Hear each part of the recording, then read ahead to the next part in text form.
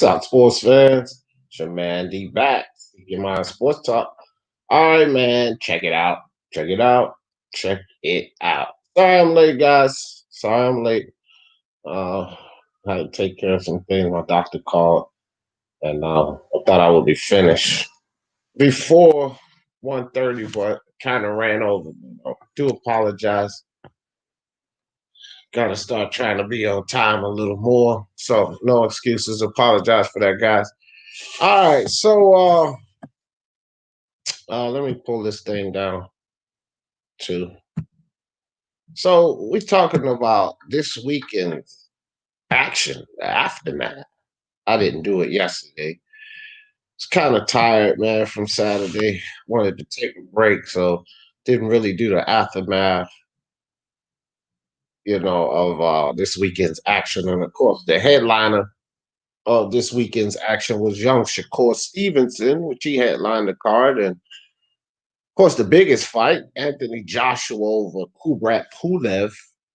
He also headlined the card, and then we had some very interesting and fights in between, some fights that made some statements in many different ways. People don't agree with some of the statements that these fights made. Um, Number one, concerning Masayoshi Nakatani's win over Felix Verdejo. I think that there's a lot of implications in that fight, what it means, and we're going to talk about those things. Young Edgar Berlanga, someone else I have on this um, thumbnail here, and wanted to discuss young Edgar Berlanga. And, you know, his 16 and 0, 16 knockouts, everyone happening in the first round. So quite impressive start by the young Puerto Rican phenom coming into boxing. And then we also had some other fights. I might not have put them on the thumbnail here, but those it was a lot of interesting fights from this weekend of boxing, and we're gonna talk about all of those. You know, and we'll talk about some that maybe you guys believe were interesting, and we didn't mention those. I don't want to leave anybody out, but there were some other fights on the card. Again, I didn't put them on the thumbnail, but they had some interest to them. I think that the biggest talk, though, of the weekend, of course, and deservingly felt so, is Anthony Joshua. Um, not too many fights are going to overshadow what we got going on in the heavyweight division at this point, because the heavyweight division is the most popular division, and everybody wants to know what's going on in the heavyweight division and everything else, who wins, who's the best, and blah blah blah blah. It's always been the most popular division, and I think that still remains the same. So, you know, that's what we're talking about today, just the aftermath. I actually have some really interesting lives coming up this weekend, so we got a lot of interesting topics to come up. It's going to be pretty interesting. I have some people in here bitching and moaning. There's a lot of topics this week that am I, to say none the least is D Jefferson style. Those topics that get people emotional, and those type of topics to get people heated, excited. So we're gonna have a lot of that this week, talking about young Devin Haney, and the Canelo fight coming on, the hate that's going around for Anthony Joshua, the inconsistencies, and man, going to be an exciting week. I'll tell you guys that, especially if we can get some of these detractors and haters to come in here and argue with D Jefferson their points. We get a lot of those in here, and I invite them all, and I hope that they all come, and so I can set them straight on what's really going on in boxing. Usually X Games in the building. What's good with you? Yes, D, what's good? I'm here to see the hate people are giving for AJ's performance, knowing if their fighters did the same performance, they would be saying their fighter was pound for pound. Exactly. We definitely going to talk about that, Usually X Games, because I think the hate that's going on for Anthony Joshua is absolutely ridiculous. You guys saw me sit up here and protect Deontay Wilder during the Fury and Wilder back and forth, and some things were warranted. Some things that people were upset about, or didn't particularly care for Wilder and how he said certain things. A lot of things were warranted. A lot of complaints by the fans was warranted. But then there were some things about Deontay Wilder that people were just going overboard for. So I had to get there in there and set things straight concerning that. I've done it with Lomachenko, and now I'm going to do it with Anthony Joshua. So we definitely going to talk about that the X Games, because I believe there's definitely a lot of unfair assessments going on with Anthony Joshua and that brilliant, fantastic performance against Kubrat Pulev, in my opinion. Martin Ramos, what's good, mi hermano? What up? What up with you? South Korea in the building. What up, brethren? What's good? Willie Boy, slip and move. What's good with you, Willie Boy? Martin Ramos says, hey, D. Jefferson, Verdejo lost his punch resistance in that motorcycle accident. Martin, could very well be. Could very well be. But I think there's more factors to this loss, Martin. I think punch resistance or that accident could definitely play a part. See, I'm not like a lot of these guys out here where they don't want to hear anything about an accident. Shout out to my bro, mi hermano, Punch Drunk Boxing. But when it came to Errol Spence, he didn't want to hear anything about the accident. No, he's in the ring, he's fighting. I don't want to hear nothing about no accident. So I should hope that Punch Drunk Boxing doesn't agree with you, Martin Ramos. He can't agree with you because he didn't give Spence any slack when it came to getting thrown out of a fucking car at over 100 miles per hour, right? So I don't know how much respect he's going to give Felix Verdejo for the motorcycle accident. If he does, though, that is a complete inconsistent perspective. Now, here's what I said about Errol Spence and that car accident. If we don't see what we need to see in this fight with Danny Garcia, then it damn sure has to do with the car accident. And Punch Drunk didn't want to hear that. But with the way Spence beat Danny Garcia in a one-sided fashion, it had Danny Garcia won, we could clearly say now that it would have been because of the car accident. My thing with Felix Verdejo, Martin Ramos, I do agree that that could potentially have been a problem. But the difference between Felix Verdejo and Errol the Truth Spence is that Felix Verdejo had multiple fights since his motorcycle accident, right? So when Felix Verdejo came back and he fought, what was the guy? Antonio Losado, right? I don't think that was his last name, but it was Antonio Losado that beat him. Torres, Antonio Losado Torres, I think. When he came back from that fight and he lost to Antonio Losado Torres, that says to me, yeah, that accident had a lot to do with it, because I don't think Felix Verdejo loses to Antonio Losado Torres if he doesn't have the accident. But he won 4 fights after that, Martin. You know what I mean? He won 4 fights straight after that, knocking 2 of the guys out early in the fight. One guy he knocked out in the first round, the other guy he knocked out in the second round. And then the 2 fights that went to decision, he went the distance with him and totally one-sided fights, unanimous decision on both of them. One fight, the guy didn't even win Cruz. I think he fought, didn't even win one damn round. So I think it's safe enough to say that people are not going to give Felix Verdejo too much of an excuse from the motorcycle accident, because he was coming off of a 4-fight win streak. And then if we talk about accidents, Masayoshi Nakatani, Martin Ramos, was hospitalized for weeks after the Teofimo Lopez fight. He had contemplated retiring boxing. Actually, he actually did retire boxing because he had serious head swelling and they had to keep him in the hospital. So he was out of the ring over a year and coming off of that type of injury. And then when we talk about punch resistance, Masayoshi Nakatani had never been dropped before he went into the ring with Felix Verdejo.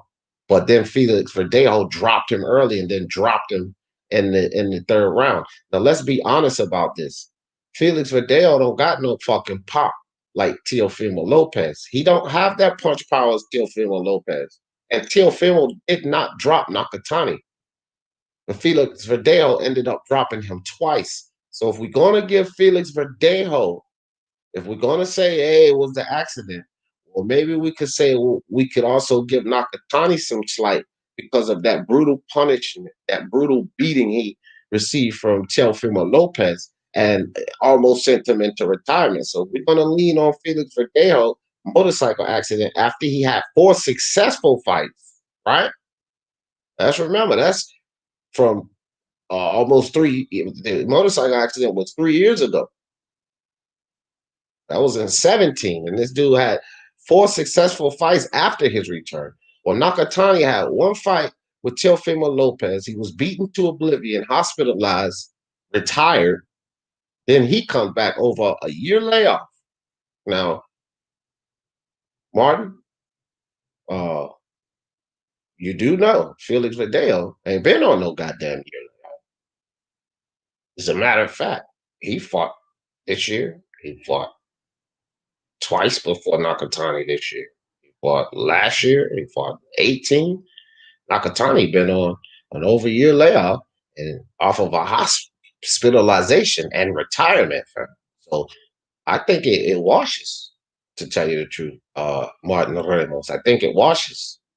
You know, we can't lean on that motorcycle accident from so long ago no more than we could lean on basically Teofimo putting this guy into retirement. And those are the facts. Felix Verdejo just got his ass whooped. I mean, it's just that simple. See, Felix Verdejo has a problem with taller fighters, and we should also notice that from the Losado fight, because Losado is not the fighter that Nakatani is, but he was also 6 foot tall. So, you know, we could make the assessment that, remember what Teofimo said, no more tall fighters, man. That's it. And I flamed Teofimo for that. Even though he's my guy, I got the video, but I gave him all kind of flame for that. Nobody want to hear shit about no tall fighters, but it is evident that Teofimo struggled with a tall fighter, and it could be the fact that Felix Verdejo faced the same struggles with a tall fighter. The difference is Teofimo, within the fight, figured out how to adjust over that and win, whereas Felix Verdejo did not. And so I don't know. Like if we give him, the only thing I'm saying, Martin Ramos, is if we give Felix Verdejo the punch resistant excuse for the motorcycle accident, then you in turn have to also give Nakatani the punch resistant excuse because of the brutal damage he took from Teofimo. And if that's the case, then you have to wash it. And Felix Verdejo just got his fucking ass whooped. Or you give neither of them excuse, and Felix Verdejo still got his ass whooped. But what we can't do is make an excuse about Felix Verdejo motorcycle accident and not even mention the fact that Nakatani had brain swelling and hemorrhages and had to leave boxing and then return. You want to give one guy the excuse, you got to give the other guy the excuse, or you just have to watch it. That's how I look at it, Martin. Shakur can beat anyone his size. Yo, I think that Shakur, and I said this last night, Alistair, on someone else's live. I believe that Shakur Stevenson can go to 135 right now and beat Devin Haney. Now I'm gonna put a video out about this too, because this Devin Haney nonsense is getting out of control. But I believe Shakur can, because when we look at skills, I'm not going to say that Devin Haney is a more skilled fighter than Shakur, not even a little bit. As a matter of fact, I'm going to put Shakur over Devin Haney as a more skilled fighter. Here's number 2. Shakur moving up to 135, the danger for him would be punch resistance. Can he take the power? The thing with Devin Haney is he don't have no fucking power. Devin Haney's not a power puncher. So that's not a problem that Shakur Stevenson will have to face in a fight with Devin Haney. He doesn't have to worry about power because Devin Haney lacks power. Now it's going to come down to boxing skills. Who's the better boxer? Well, Shakur's defense is superior. His hand speed is faster. His foot speed and footwork is superior. He's an overall better boxer than Devin Haney. So I think that Shakur Stevenson beats Devin Haney right now at 135. I really believe that. I do. It's time for Berlanga to face high level competition for sure, man. They, I was saying that after the fight, it's enough with the knockout. Okay, he's got 16 knockouts, 16 in the first round. We know he can knock guys out. I would say his power is efficient, right? Now we need to work on these skills, man. Need to get him some rounds in there, have him face some adversity, move him up the line. No more of these easy touches for him to put on a knockout show in the first round. We've been through this song and dance with guys like Wilder, guys like, Tank Davis. Except Berlanga doesn't have a Floyd Mayweather behind him to turn him into a super mega pay-per-view star. So he's just going to be doing nothing like Tank Davis without the money. No, Berlanga needs to step it up. I agree with you 100%, 110%, Martin Ramos, on Edgar Berlanga because, look, I like the kid. I'm a fan of Berlanga's, but I need to start seeing him move the right way. We don't need another Daniel Dubois situation in the horrible, absolutely ridiculous way Frank Warren moved this kid. And then the first time he gets in there with a decent level of competition, he gets washed. That's what will happen. Common thing. Michael Van Gogh, what's good with you, my brother? Straight out of Holland. We got Holland in the building. Holland in the Speaking Mind Sports Talk family. Appreciate you, Michael. My brother Ronald Finkley, top of the afternoon. Who's hating on AJ? Many, many, many people, Ronald. Many people. Makes no damn sense. Onyx Mills, what's good? What's good with you, fam? Appreciate you. Ronald said, no way Verdejo was countering great in my opinion. No, let's see, here's the thing. He landed some very good, powerful counter shots. But I agree with you, Ron. I wouldn't say that he was countering great because a lot of those counters he was missing wide looping hooks, which had a lot to do with him gassing too. He was sloppy. He was missing these hooks, missing hooks to the body. Nakatani was getting over the check right hook after a while. Yeah, Nakatani was getting planted by that, but you saw adjustments within that fight, and he started slipping, dipping up under that wild ass hook Verdejo was throwing. But yeah, I ain't gonna say it was great counter punching either. It was counter punching involved there, and he had some good shots where they came off of counters. But if it's great counter punching, then he's not going to be missing. He missed 5 times the shots that he landed countering. So if it's 5-1, that's not great countering, fam. And I with you 100% on that, Ron. It was not great countering. Joe DC in the building. Big up to you, brother. Big up. Joe says AJ was good in my opinion and showing some serious evolution as a fighter. Facts. Facts. He's getting better. And I went as far I was on Rapstar's live, Joe. And I said AJ is the only heavyweight right now. Let me rephrase that. AJ is the only top 10 heavyweight, in my opinion, that's evolving before our eyes. Maybe some of these guys down at the lower, 9 or 10, 8, 9 or 10, because they may be guys that's just coming up that just hit that ranking.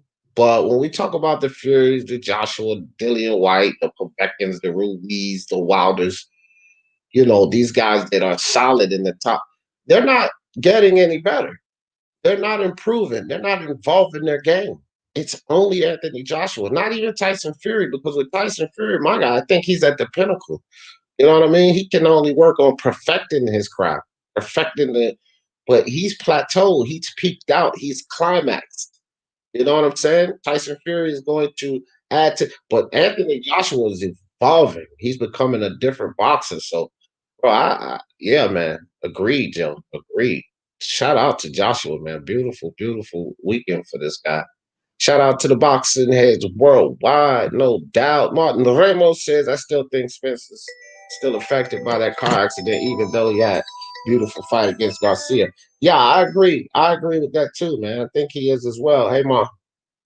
Yeah, hold on one second. Huh? Hi, are you on the line? Yeah, I'm on the live. Okay, baby, I'll talk to you later. All right, I'll call you when I get off, Mom. Okay, honey. All right, love you. Bye. All right. All right, so sorry guys, that was my mama just probably checking on me, seeing how I'm feeling. You know, I'm still going through this recovery, man. I'm laid up in bed right now as we speak, guys. All right, so yeah, I think that he was affected for sure. But I think that it's not something that will affect him like the duration of his career. I think that he's still getting over some things. You know what I mean? Healing. Some healing takes longer, even though it's been over a year. You know, it's still some things that, and some things may not heal all the way, Martin. You know what I mean? It might be some things that he'll have to work through. But yeah, it was definitely a great performance against Danny. Um, I agree with that. Fish, what's up, Fish? Fish in the building. Teofimo fought a better version of Nakatani. Oh, for sure. Sure. Teofimo broke Nakatani down, fam. It's like the Gennady Golovkin situation with Kell Brook, right? He fucked Kell Brook up. He broke Kell Brook down. And Kell Brook was never the same fighter after the Gennady Golovkin fight. Now I'm a Spence fan, but I can admit that Brook wasn't the same after that Gennady Golovkin fight. Right? It's the same with Nakatani. Teofimo took a lot out of that dude. A lot out of him. Put him in the hospital for weeks. For weeks. And then he retired because of that fight. But he came out of retirement to see Felix Verdejo. So it is safe to say that Teofimo fought a better version of him. He was undefeated. He'd never been put down or stopped. He was the number one Japanese fighter coming from out of Japan at the time he fought Teofimo. So yeah, 100%. I'm with you 100%, fam. I do believe that Teofimo fought the better version, the tougher version. Did you see Nakatani wasn't even as quick because that was one of the things I was giving him credit for being fast, but he wasn't. His hand speed wasn't even as fast as it was in the Teofimo Lopez fight.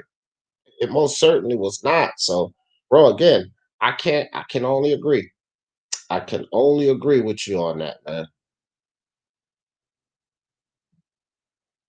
Say, oh, Martin, oh, Martin. Ronald Fish said, what's up, Ronald? Mr. Papo says Verdejo fought a Nakatani coming off of 17 months. Yeah, over a year layoff for sure. With brain injuries. Yeah, that's what I was just talking about earlier, Mr. Papo. Like people don't know. This is the so I ain't really trying to hear about no motorcycle accident 3 years ago, and you have 5 wins. I mean, 5 fights with 4 wins after that. Nakatani's was way more recent. We're talking brain injuries, which you get punched in the head. Y'all mean to tell me who really believes? See, this is the thing with these people that don't. Who the fuck really believes? Look at Nakatani. I mean, Felix Verdejo's resume. Look at the guys he knocked out. Who the fuck really believes he hits harder than Teofimo Lopez? That dude don't hit harder than Teofimo Lopez. And Teofimo Lopez caught Nakatani with flush shots, way more flush shots than Felix Verdejo. And Nakatani did not go down. All of a sudden, a lesser puncher in a Felix Verdejo knocks him down twice. And then people, I actually got people putting messages on my channel about that. Somebody told me Nakatani, um, they was like, okay, hold on. Matter of fact, I'm gonna just show y'all this. Show y'all this. All right, here it goes, right here. See, these are the kind of messages. Hold on, let me pull this camera down. I'm laid up in the bed right now. So this is the kind of messages right now that I'm getting about this shit, guys. And this is the type of stuff that I'm like, bro, nobody takes this stuff into the account. What I just said, and Mr. Popo also said as well. So y'all see this message, right? See that? Hold on, let me move this. Okay. So this is the thing I'm talking about. All right, that's the message right there. That's the one. He still knocked him down. He still knocked him down. That nigga just got a chin, and that's okay. See, like, all right, so what? Nakatani knocked Verdejo out. Something. Oh no, that was me. That was me. That was me. Hold on, hold on, hold on, hold on. Wrong message. Wrong message. Oh, there it is. There it is. That's the one I want y'all to see. That's the one right there. He knocked him down. Something Lopez couldn't do. That's it. This is the kind of messages that we're getting. He knocked uh Nakatani down. Something Lopez couldn't do. Okay, fine, fine. So we can have those kind of messages. He knocked Nakatani down. This is something Lopez couldn't do. But are we going to add the context then that Mr. Popo and I just added to it? So you can say, oh, he knocked Nakatani down. Teofimo couldn't do it. He got more power than Teofimo. That would be complete bullshit because Teofimo put a serious beating on that guy. He put a serious beating on that guy. 17-month layoff, weeks in the hospital from brain injuries. So is it safe to say that Nakatani's punch resistance may have been lessened after that beating by Teofimo Lopez? But no, I'll just get a comment like that. Verdell knocked him down. Teofimo couldn't do it. Come on, man. That's where the hate starts, bro. And this is a guy that gave me that message. This is a guy who said there's no way Teofimo was beating Lomachenko. This is a guy that's still calling Teofimo overhyped. And I'm like, bro, you said that no way he beats Lomachenko. So all of your overhype with Teofimo should have stopped when he beat Lomachenko. Now you're gonna come to me and he tried to make a point that Felix Verdejo knocked Nakatani down twice. I guess he's telling me, see, Teofimo's overhyped. Felix Verdejo knocked him down twice, but got stopped, bro. He got stopped, whereas Teofimo beat him. What the fuck do people be talking about? No, that's just pure Teofimo hate. It's like the same hate Anthony Joshua is getting right now. It makes no sense. John Daly in the building. What's good with you? Fish. That's what's up. Memo Castro, what's up? What's up, fam? Martin Ramos says Nakatani got dropped because he's still suffering from war. Exactly, Martin Ramos. That's what I'm talking about. Nakatani versus Coleman. No, fuck that. Nakatani versus Devin Haney. Nakatani versus Devin Haney because look, this is we established this. Me, Mr. Papo, Martin Ramos, and I agree. We established that Nakatani is not the fighter that fought Teofimo Lopez. So Devin Haney should still be able to get through him. He should be able to get through him. Let's see it. Let's see it happen. Because this is no short midget arm Gamboa that can't really reach you, Devin Haney. See, that was one thing, Gamboa. One thing we forgot, he's an overblown 130 pounder, 126 pounder. He had little short midgety arms. He couldn't really get to Devin Haney like that. Well, Nakatani got the same inch reach as you, Devin Haney, and he's also taller than you, Devin Haney, and he can box, and he is definitely not afraid of you like Gamboa was. And the biggest thing is, you ain't got no pop for that dude's chin. Because we know Nakatani got a chin now, especially after watching him get dropped by Felix Verdejo twice after that terrible beating from Teofimo, especially watching him take all of those clean shots from Teofimo. We know Nakatani has a chin. I want to see Devin Haney versus Nakatani, or Devin Haney versus Coleman, or Devin Haney versus Javier Fortuna, or Devin Haney versus Linares, or Devin Haney versus the winner of Luke Campbell or Ryan Garcia. I want to see Devin Haney get in the ring with anybody with a fucking pulse, man, because he ain't been in there with him yet. Not anybody with a damn pulse. That dude ain't been in the ring with yet. I was expecting Errol to really prove me right. Be about being injured. I bet Danny can't. Yeah, be the victim of an accident. $300. Damn, Ron. Man, you gotta start listening to me, Ron. Them damn bets, man. I can save you some money. You know what I mean? I'm gonna be your Jerry Maguire, Ron. You just call me. I'll be a Jerry Maguire. You see that movie before with Tom Cruise, Ronald?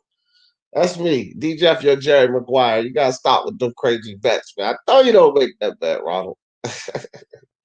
Martin Ramos says, I'm not making excuses for him, though. An ass whooping is an ass whooping. Yeah, I feel you. But I'm just saying, if you do give him the reasoning for the motorcycle accident, then you got to mention the brutal beating by Teofimo and Nakatani.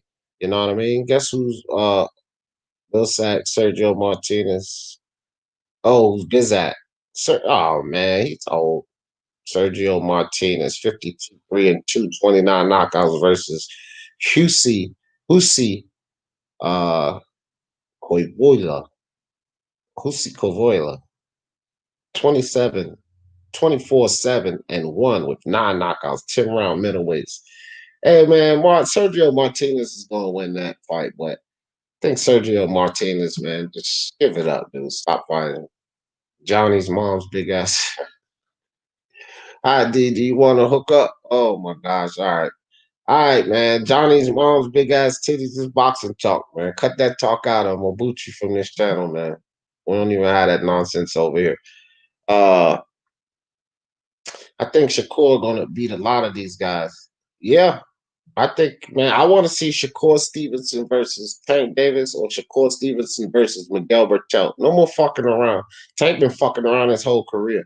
In there with a valid goddamn opponent. Shakur Stevenson and Tank, make it happen. They both at 130. They both look impressive. What the fuck is Tank fucking around for? See, all of these stupid motherfuckers keep talking about this money and this goddamn Floyd making him a star. Well, when is enough enough? Tank, get your ass in there with Berchelt or fucking Shakur Stevenson. If you're not going to do that, get your ass up to 135 because you are a WBA regular champion there and fight one of the best guys.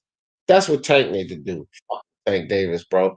I'm so sick and tired of that goddamn facade, that show, that bullshit. Pride fighting champion in the building. Saludos, mi hermano. Saludos to you, my brother.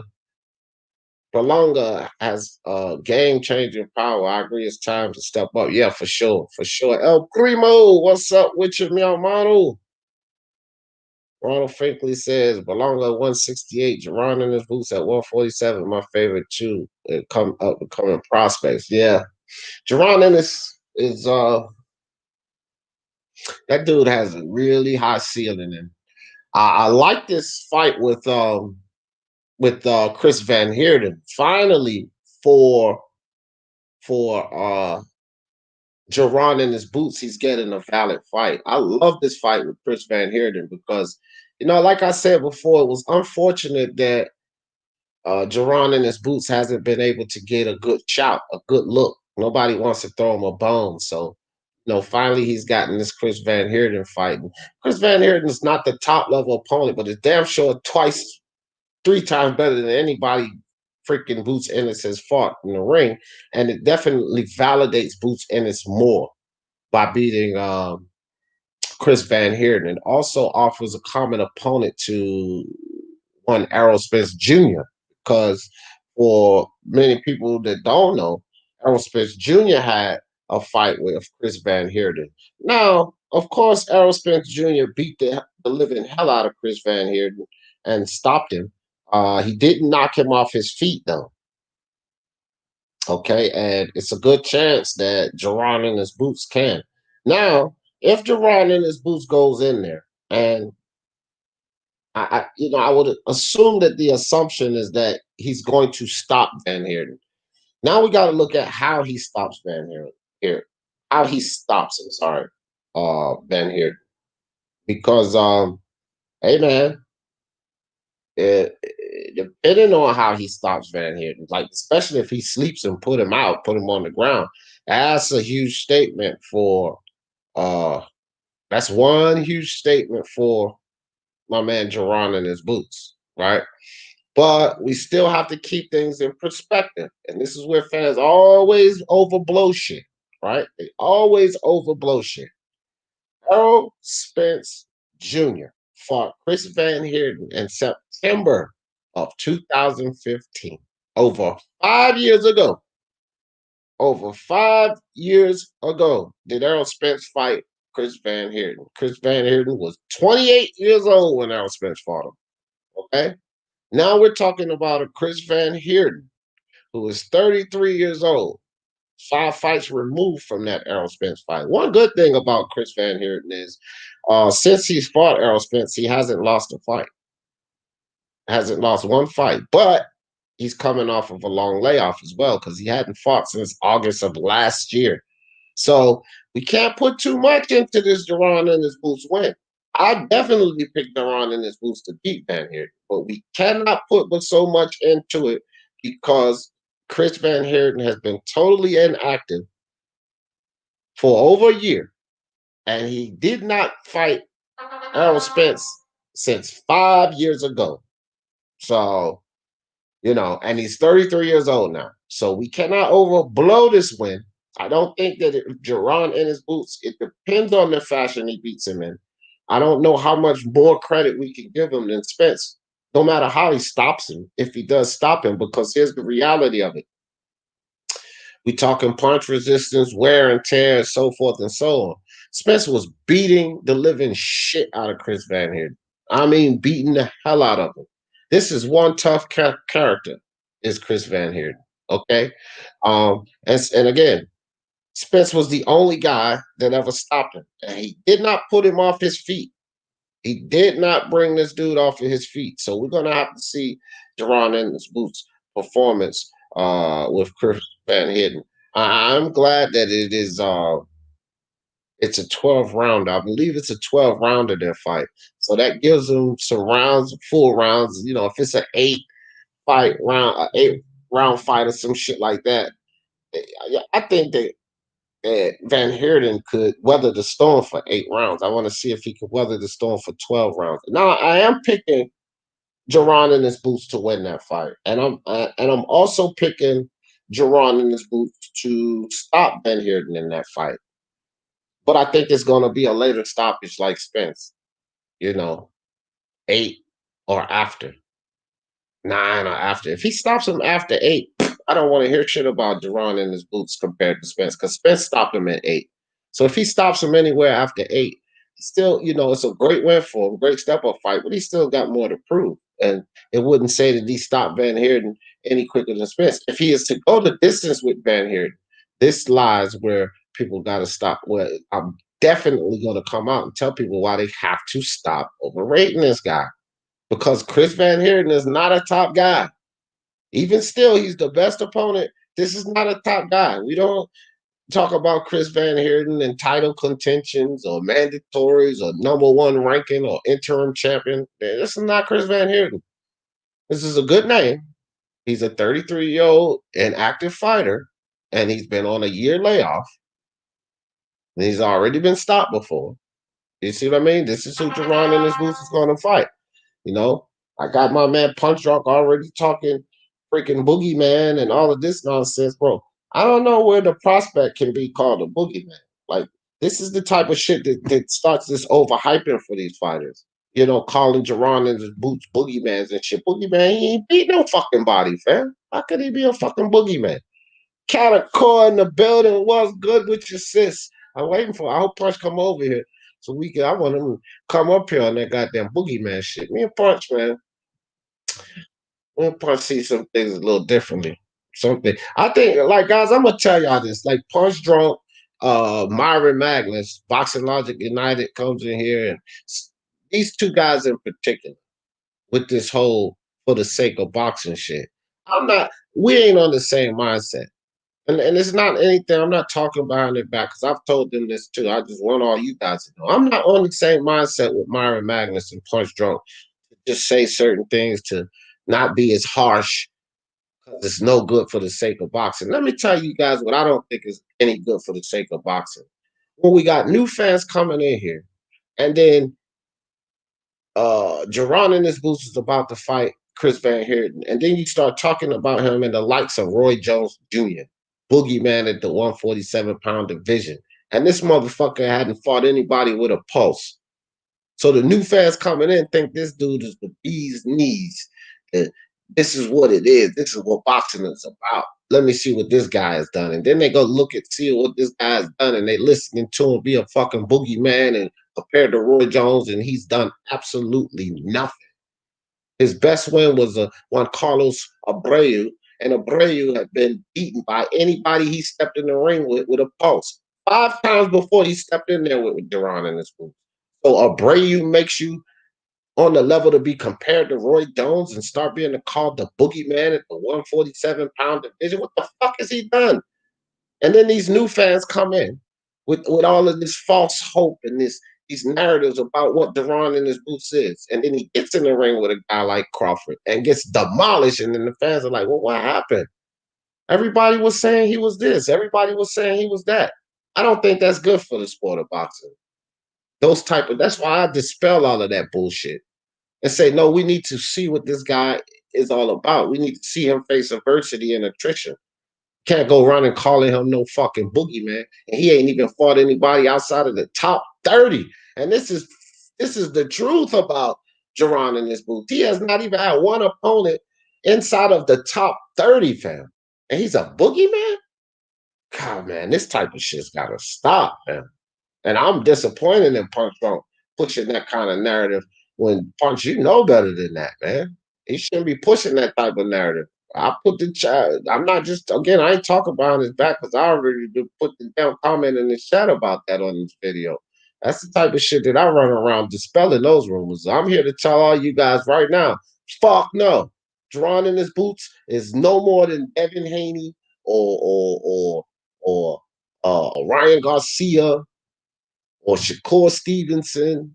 He's a fucking prospect. That's all he is. And just like Ryan's got to prove something in here with Luke Campbell, Jerron in his boots got to fight somebody on the level of a Luke Campbell. Because Juan Carlos Abreu ain't it. He ain't. So, I ain't going throwing and telling new fans that Jerron in his boots is all this and that. That motherfucker ain't did a goddamn thing in boxing. Not a damn thing. Yes, D. Jefferson, if we don't start giving him better opponents, we can test Berlanga. We're going to see, the Puerto Rican version of an Anthony Yard. Exactly, fam. Exactly. So we might not see that, Martin. Only thing, because Tande Ajayi. When I give Edgar Berlanga, at least he got a good corner. Tande Ajayi is god awful, fam. You need to get some help in there. I'm not saying you need to abandon them because, again, more to training than just being able to, you know, show a guy fundamentals and this, that, and third. You also have to be able to connect with a guy, communicate with a guy. He's got to be willing to listen to you. And, there's a good chance that Tande Ajayi and Anthony Yard have built up that type of relationship. Well, with that being said, Tande Ajayi needs to get someone in there that's much more experienced than him and let them implement game plans and techniques to practice, build up muscle memory techniques, and Tande Ajayi work on that with Anthony Yard, and he relays the message. But they need help. Can't depend on Tande Ajayi's training solely anymore because it's taking them nowhere. It's taking them absolutely nowhere. Prime fighting champs, AJ is back in my opinion. His ferociousness was beautiful to watch. It was, man. Indeed. I love that fight. That was a great fight by Joshua. I keep telling y'all AJ has not reached his peak yet. Dude is still improving.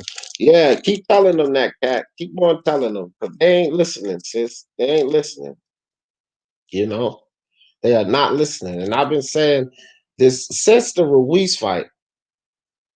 I've been saying this about AJ. I cannot say that that's necessarily the case prior to the Ruiz fight because AJ was doing a lot of things wrong prior to the Ruiz fight with his training, the way he was building his muscles. And I don't give a fuck if you AJ fans get mad at this or not. This is something that AJ said.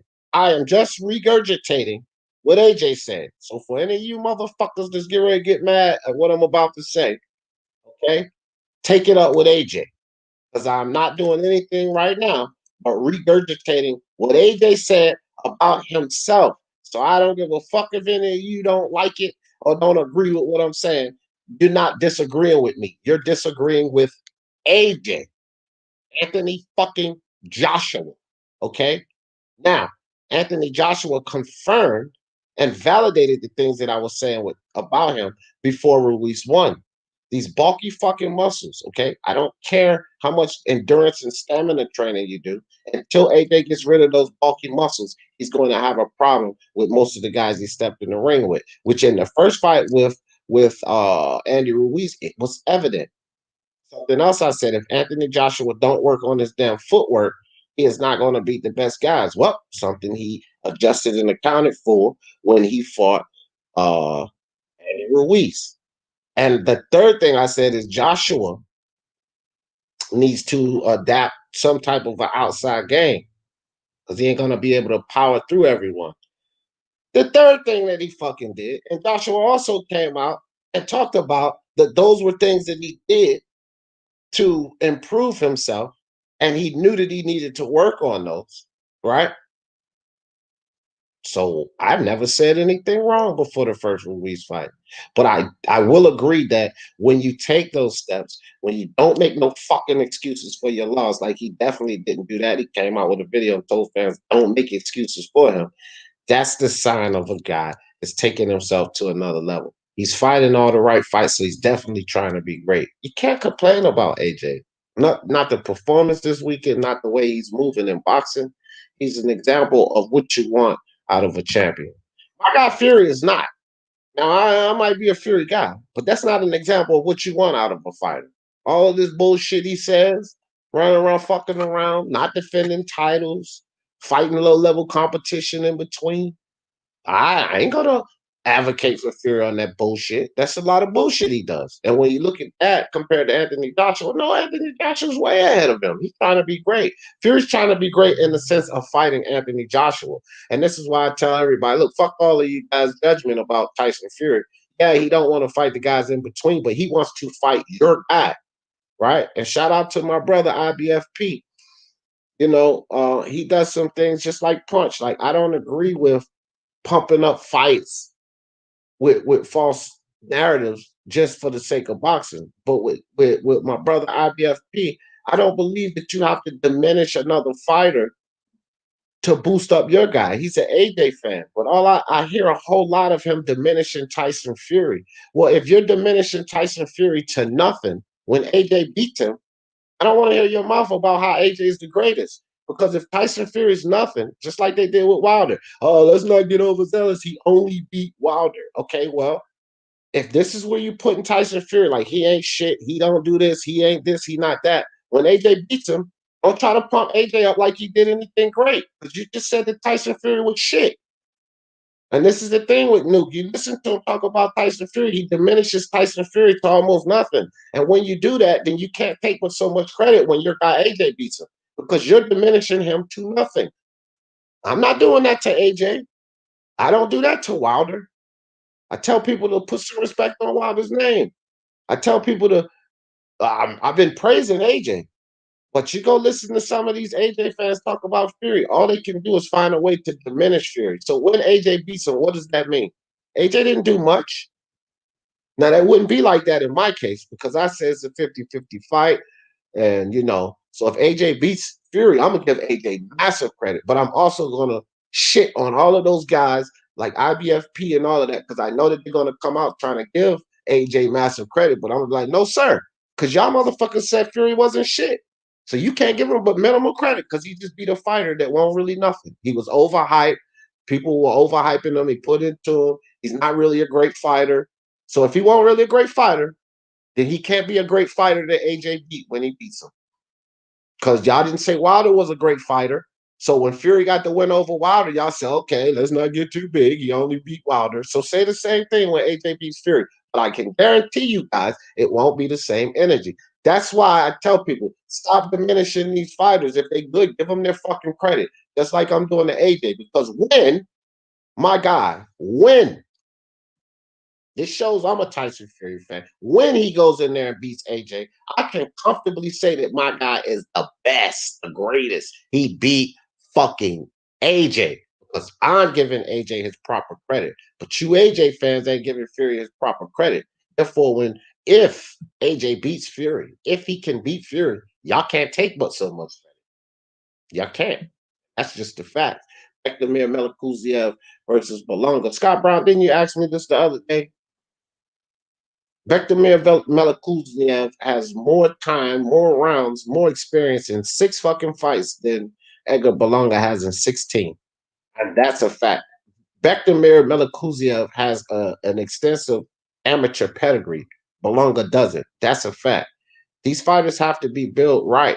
Bektamir Melikuziev was built up right. He was built up prior to the pros, and his first 6 fights coming into the pros was fights that was taking him up. He already had a 10-round fight, did Bektamir Melikuziev. No, it's not. It's not really a good fight, fam. It's not really a good fight for him. What happens if Bektamir Melikuziev beats Berlanga?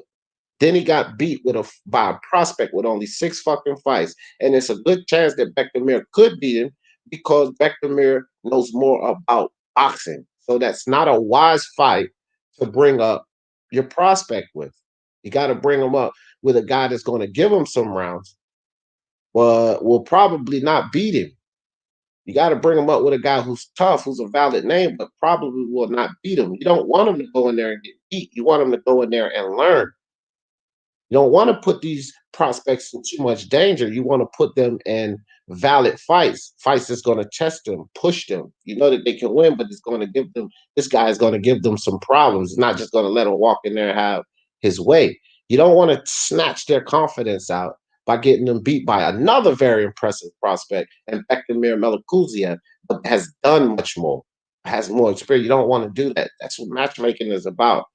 You know, I'm no expert matchmaker, I'm not saying that, but I do know how it works, and that's not the fight that you really want. I don't think that's a good fight for Berlanga because I actually put Bektamir Melikuziev above Berlanga, regardless of what people think. I think I'm high on Bektamir Melikuziev, and I think he's also a great talent. I don't think he hits as hard as Edgar Berlanga, but I think he's far more established as a fighter concerning the sweet science than Edgar Berlanga. He has a chin and he also has pop and he knows how to use his hands. One thing we have not seen from Edgar Berlanga is him get tested to that chin. We know what his power is, but do we know what his resistance is? Do we know what his durability is? We don't know anything of that about Edgar Berlanga. Do we know how he will respond when things get tough? We don't know anything about that. Nothing.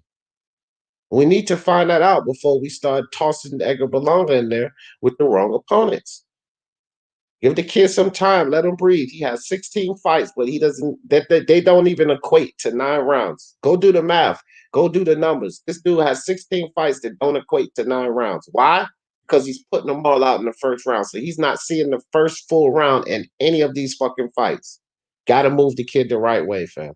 You got to move him the right way. That's all I'm saying, man. Scott Brown saying with Gaethje Ferguson. Yeah, for sure, fam. That same idea, dog. Smash the like, thanks, thank you, Prime Fighting Champ. Yes, sir. Let's get these likes up, guys. Share it if you can. I am definitely on YouTube punishment. Shit, man. We said the first 30 minutes was like freaking 12 people in here, man. YouTube don't like sending out deep justice notifications. You sons of bitches. Devin Haney versus Nakatani. Damn right. That's what I'm talking. That's what I want. Or Devin Haney versus, like I said, I'm gonna go down the list again. Devin Haney versus Nakatani. Devin Haney versus Javier Fortuna. Devin Haney versus Jorge Linares. Devin Haney versus the winner of Teofimo Lopez or Ryan Garcia. Devin Haney versus somebody with a fucking pulse. I'm with it, Shane. I'm definitely with it. Hard to pick against your faves. Not for me, it ain't. Not for me, it's not. Not even a little bit, Scott Brown. I'm a fan of Felix Verdejo. Who did I pick to win that fight? I picked Nakatani by fucking stoppage, fam. And I'm actually a fan of Felix Verdejo, Puerto Rican pride, fam. Think about it. So it ain't hard for me because I put boxing first, Scott Brown. And if boxing tells me that my guy, that's one of my favorites, ain't gonna win, it's easy for me to pick against him. Easy as pie. Easy as pie. Ronald Finkley, Nakatani got a target on his back. Resume matters now. Yeah, Yep, that's a fact. That is a fact. He does have a target. Catacor 100%. AJ has a desire to improve and a fantastic work ethic. It's going to be interesting to see how much he can better. Yeah, how much better he can get for sure, John. I'm with you guys on that. So impressed by AJ. So impressed. That guy in the building was good, brother. Congratulations to Nakatani, top 3 fights last weekend. Damn, for sure. Maybe the number one fight over the last 3 weekends. That was a hell of a fight, guys. Hell of a fight. Both guys got knocked down multiple times, almost like Baranchik Zapata, but there were more knockdowns. And Baranchik Zapata it was 9 in theirs. It was 5 in this one, 9 in theirs. So they had 4 knockdowns apiece, and then the knockout. This one they had 2 knockdowns apiece, and then the knockout. So it was a great fight, though. Those back and forth fights like that. You know what I mean? Victor Ortiz and God damn. Andre Berto. Y'all remember that? Guy get knocked down and get back up. And the other one get knocked down and get back up. That shit makes for a fighting fight. Like I said, Barajic Zapata, Berto and Victor Ortiz, man, that shit was fun. I love fights like that. I love them. Hit the like, please, guys. Salute, y'all. Yes, sir, Joe. Yes, sir. Verdejo just gassed himself out in the first half of that fight. Nakatani did what a vet does. He let Verdejo gas himself out, weathered the storm, and went ham to finish. Hell of a fight. Indeed, bro. And you know what, too, Cap? All them looping goddamn hooks he was missing.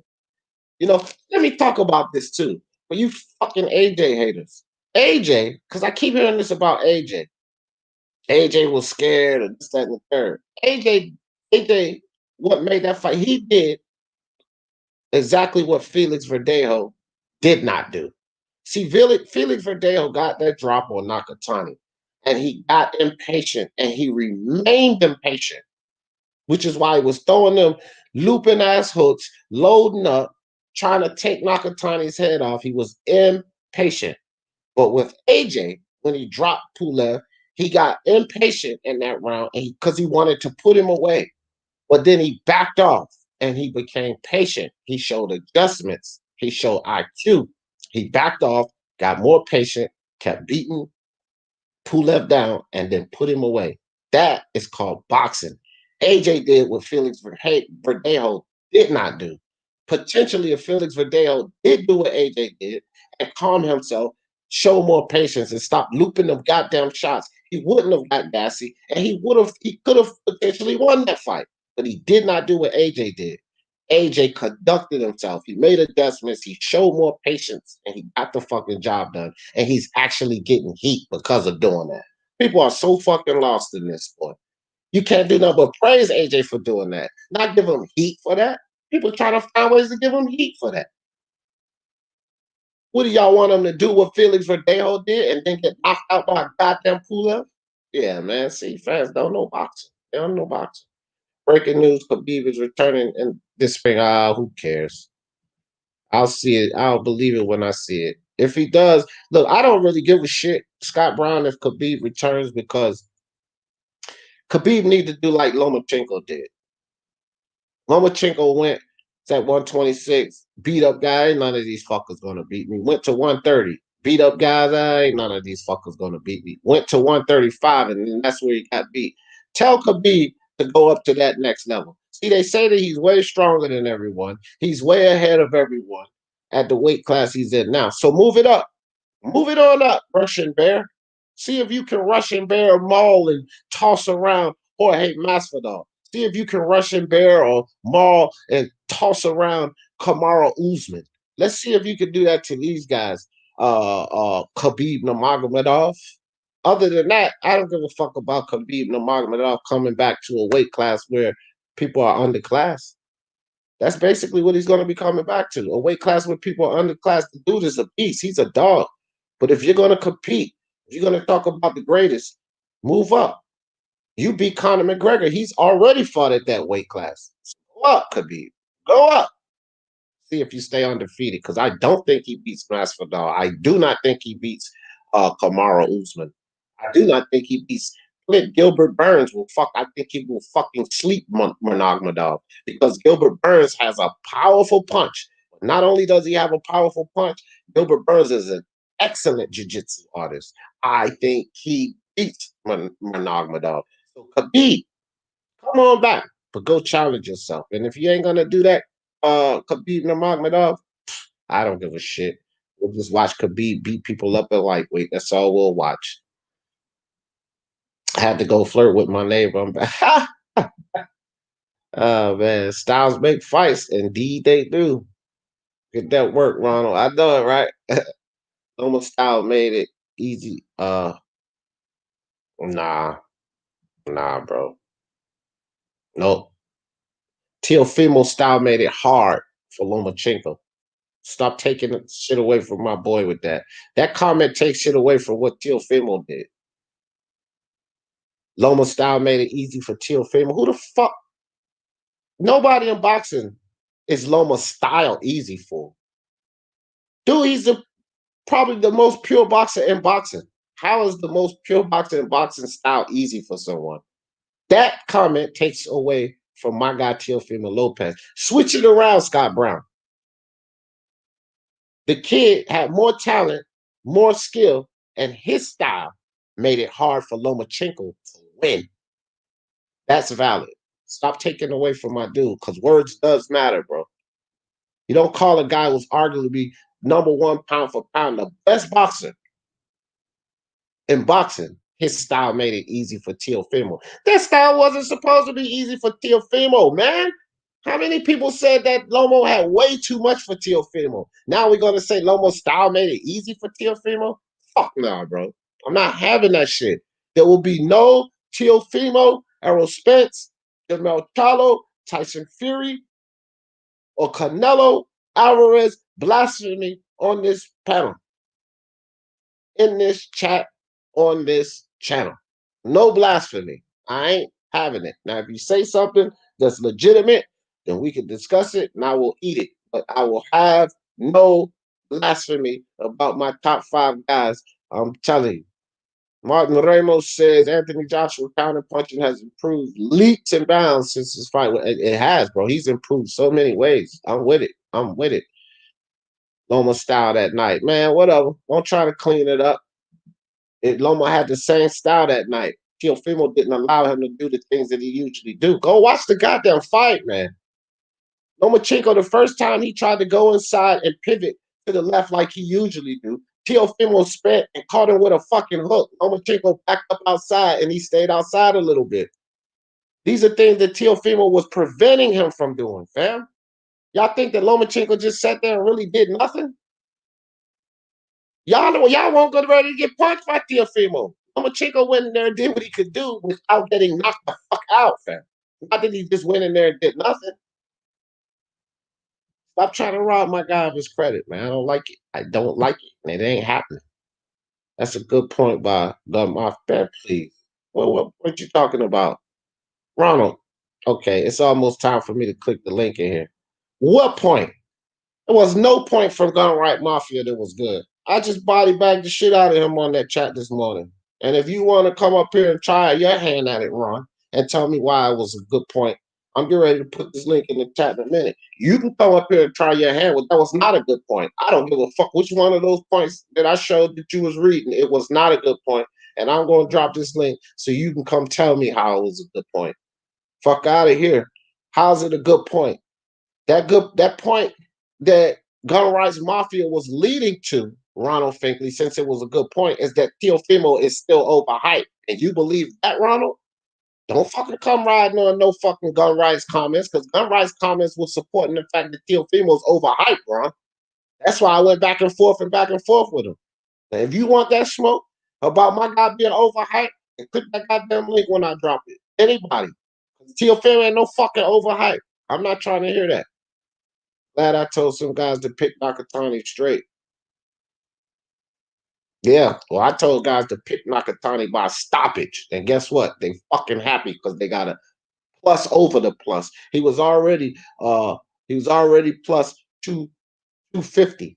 I mean, he was already plus 250. Well, me, myself, and everybody else that made the bet with Nakatani hold up. As a matter of fact, I'll show you guys right here. Because y'all know I always do my parlays. Matter of fact, I did this parlay for the Nakatani fight right here on the live with you guys. I put it up. I said, look, I'm gonna put this ticket in right now, and I did it live. I did this one, and I did the one that I bet the Anthony Joshua first round. I knew that was a long shot, but the odds on that was fucking great. It was like $128 for a buck for a $1 bet if I would have hit that shit. That was fucking awesome. All right, nah, but here it is, guys. Let me show you. Let me show y'all here, right here. Move this comment right quick, Scott. Here y'all go. Let me see if I can blow that up some. So I don't know if y'all can see that.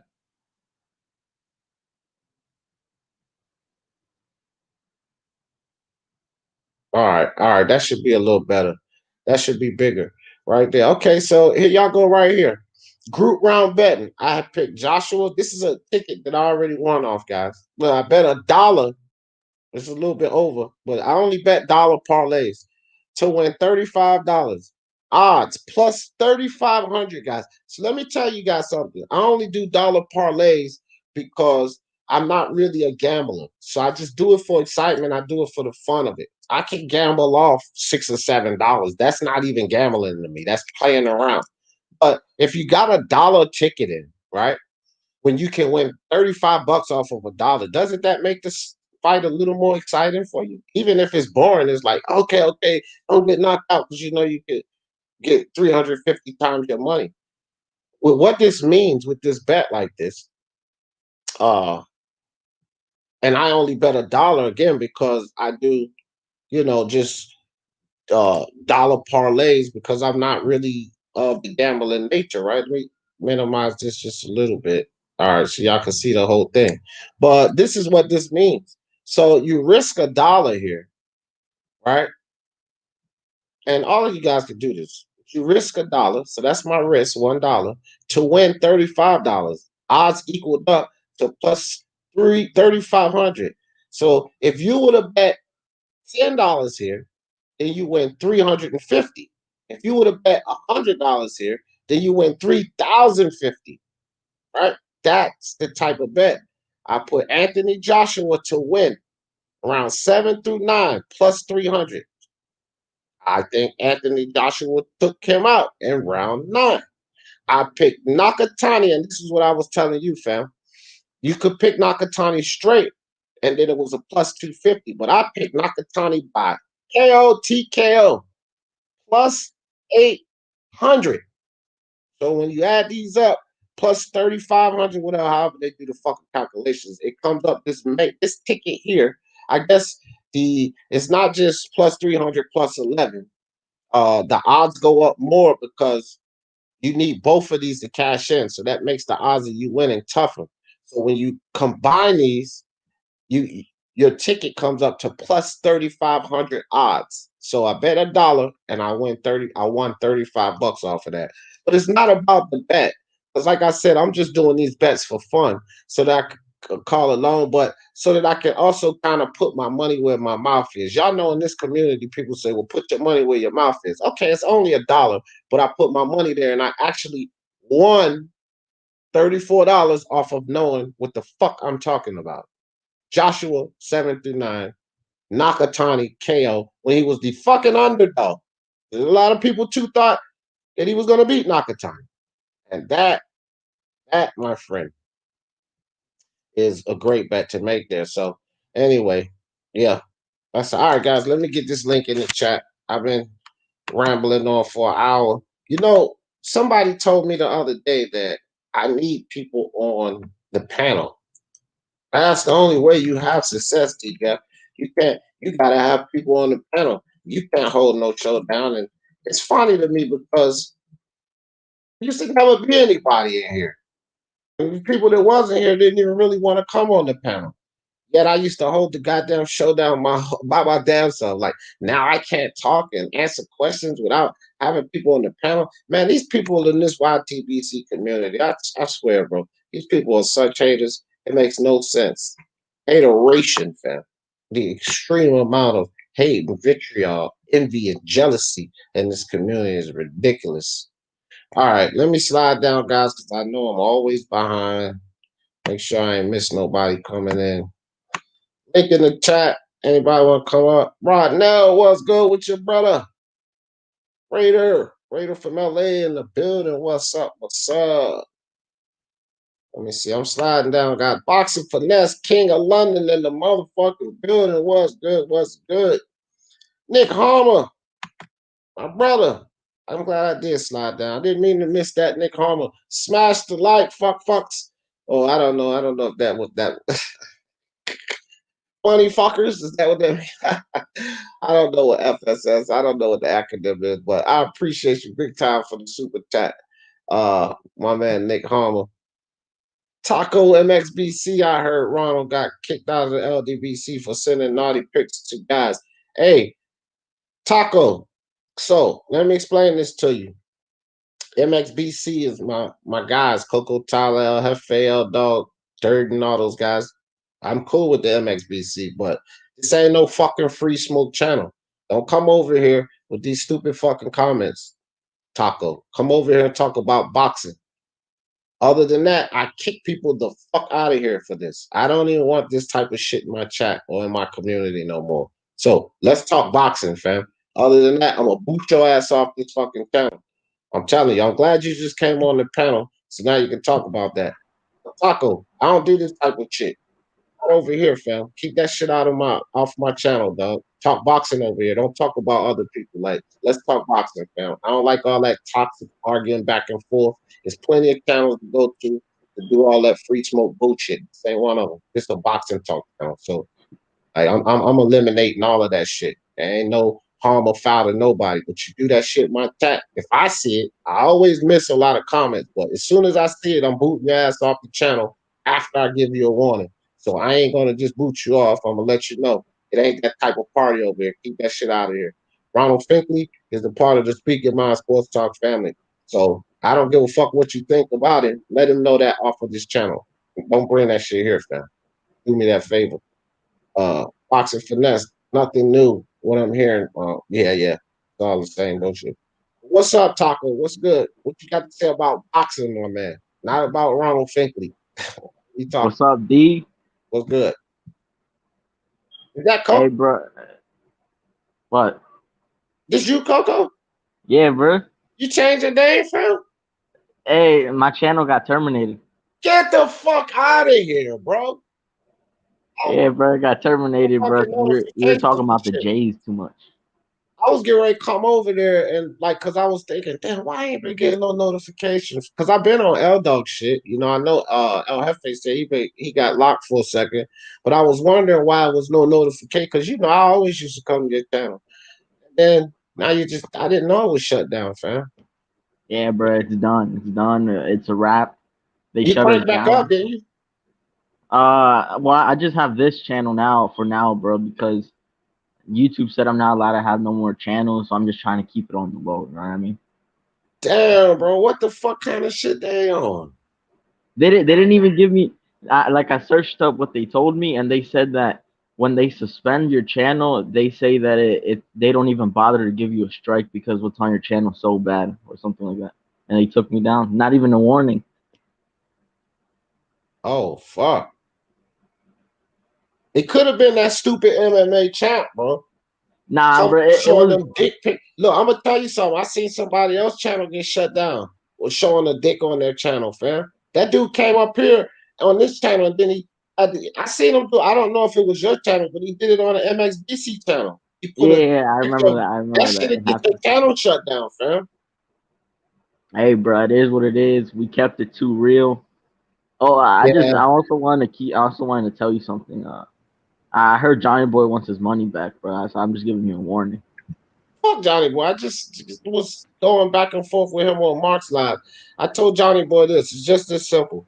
Everybody knows this. The fucking video this idiot is crying about. And it's still up. It's nothing I have to lie about. That video this fucking moron is crying about, that video specifically says, I was apologizing to my community, fam. And then people came on the panel. I said, look. let's not make this about Johnny Boy. This is apology to my community because he was fucking toxic in here, and people were asking me to remove him, and I kept giving him a whole bunch of chances, letting him get away with shit.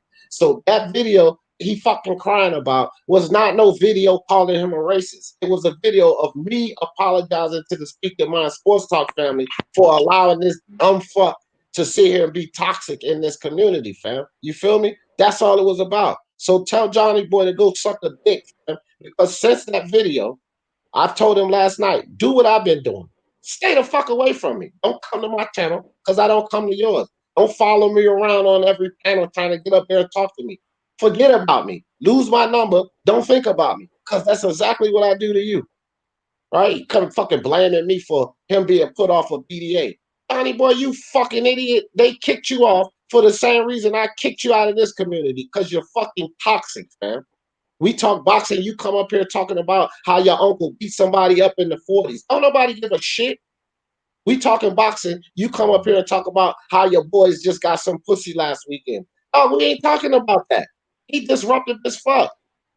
He's talking shit to everybody in the chat, calling everybody nigga out his mouth and all of this dumb shit. That's why you got kicked off of here. And that's why you got kicked off of BDA. It didn't have a goddamn thing to do with DDF. And BDA told your stupid ass that it had nothing to do with me. He running around YouTube talking about D Jefferson got him kicked off of BDA. Motherfucker, I don't think about you. That simple, man. This shit crazy. This Johnny Boy wants some smoke. I don't want to debate you. I don't want to talk to you. I don't want to fucking know you, dog. Stay in your lane and I stay in mine. You ignorant fuck. That's what I think about that shit. What's up, Smoke?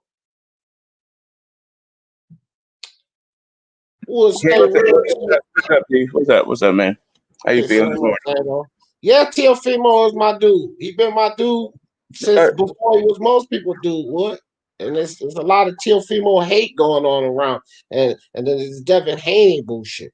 But anyway, I'm talking about the fights this weekend. Teofimo won't fight, so fuck Teofimo right now. What's up, Smoke? What do you think, man? The Shakur performance. What do you think about that? It was all right. It was all right. It was I don't know. It was boring, man. Like for real. When it comes right down to it, like it put me in the mind of really Haney Gamboa. Oh, what the fuck, though? And I'll tell you why. I thought Shakur looked good, but I think that guy was somebody you're supposed to look good against. And I think he just kind of underperformed at the end of the day.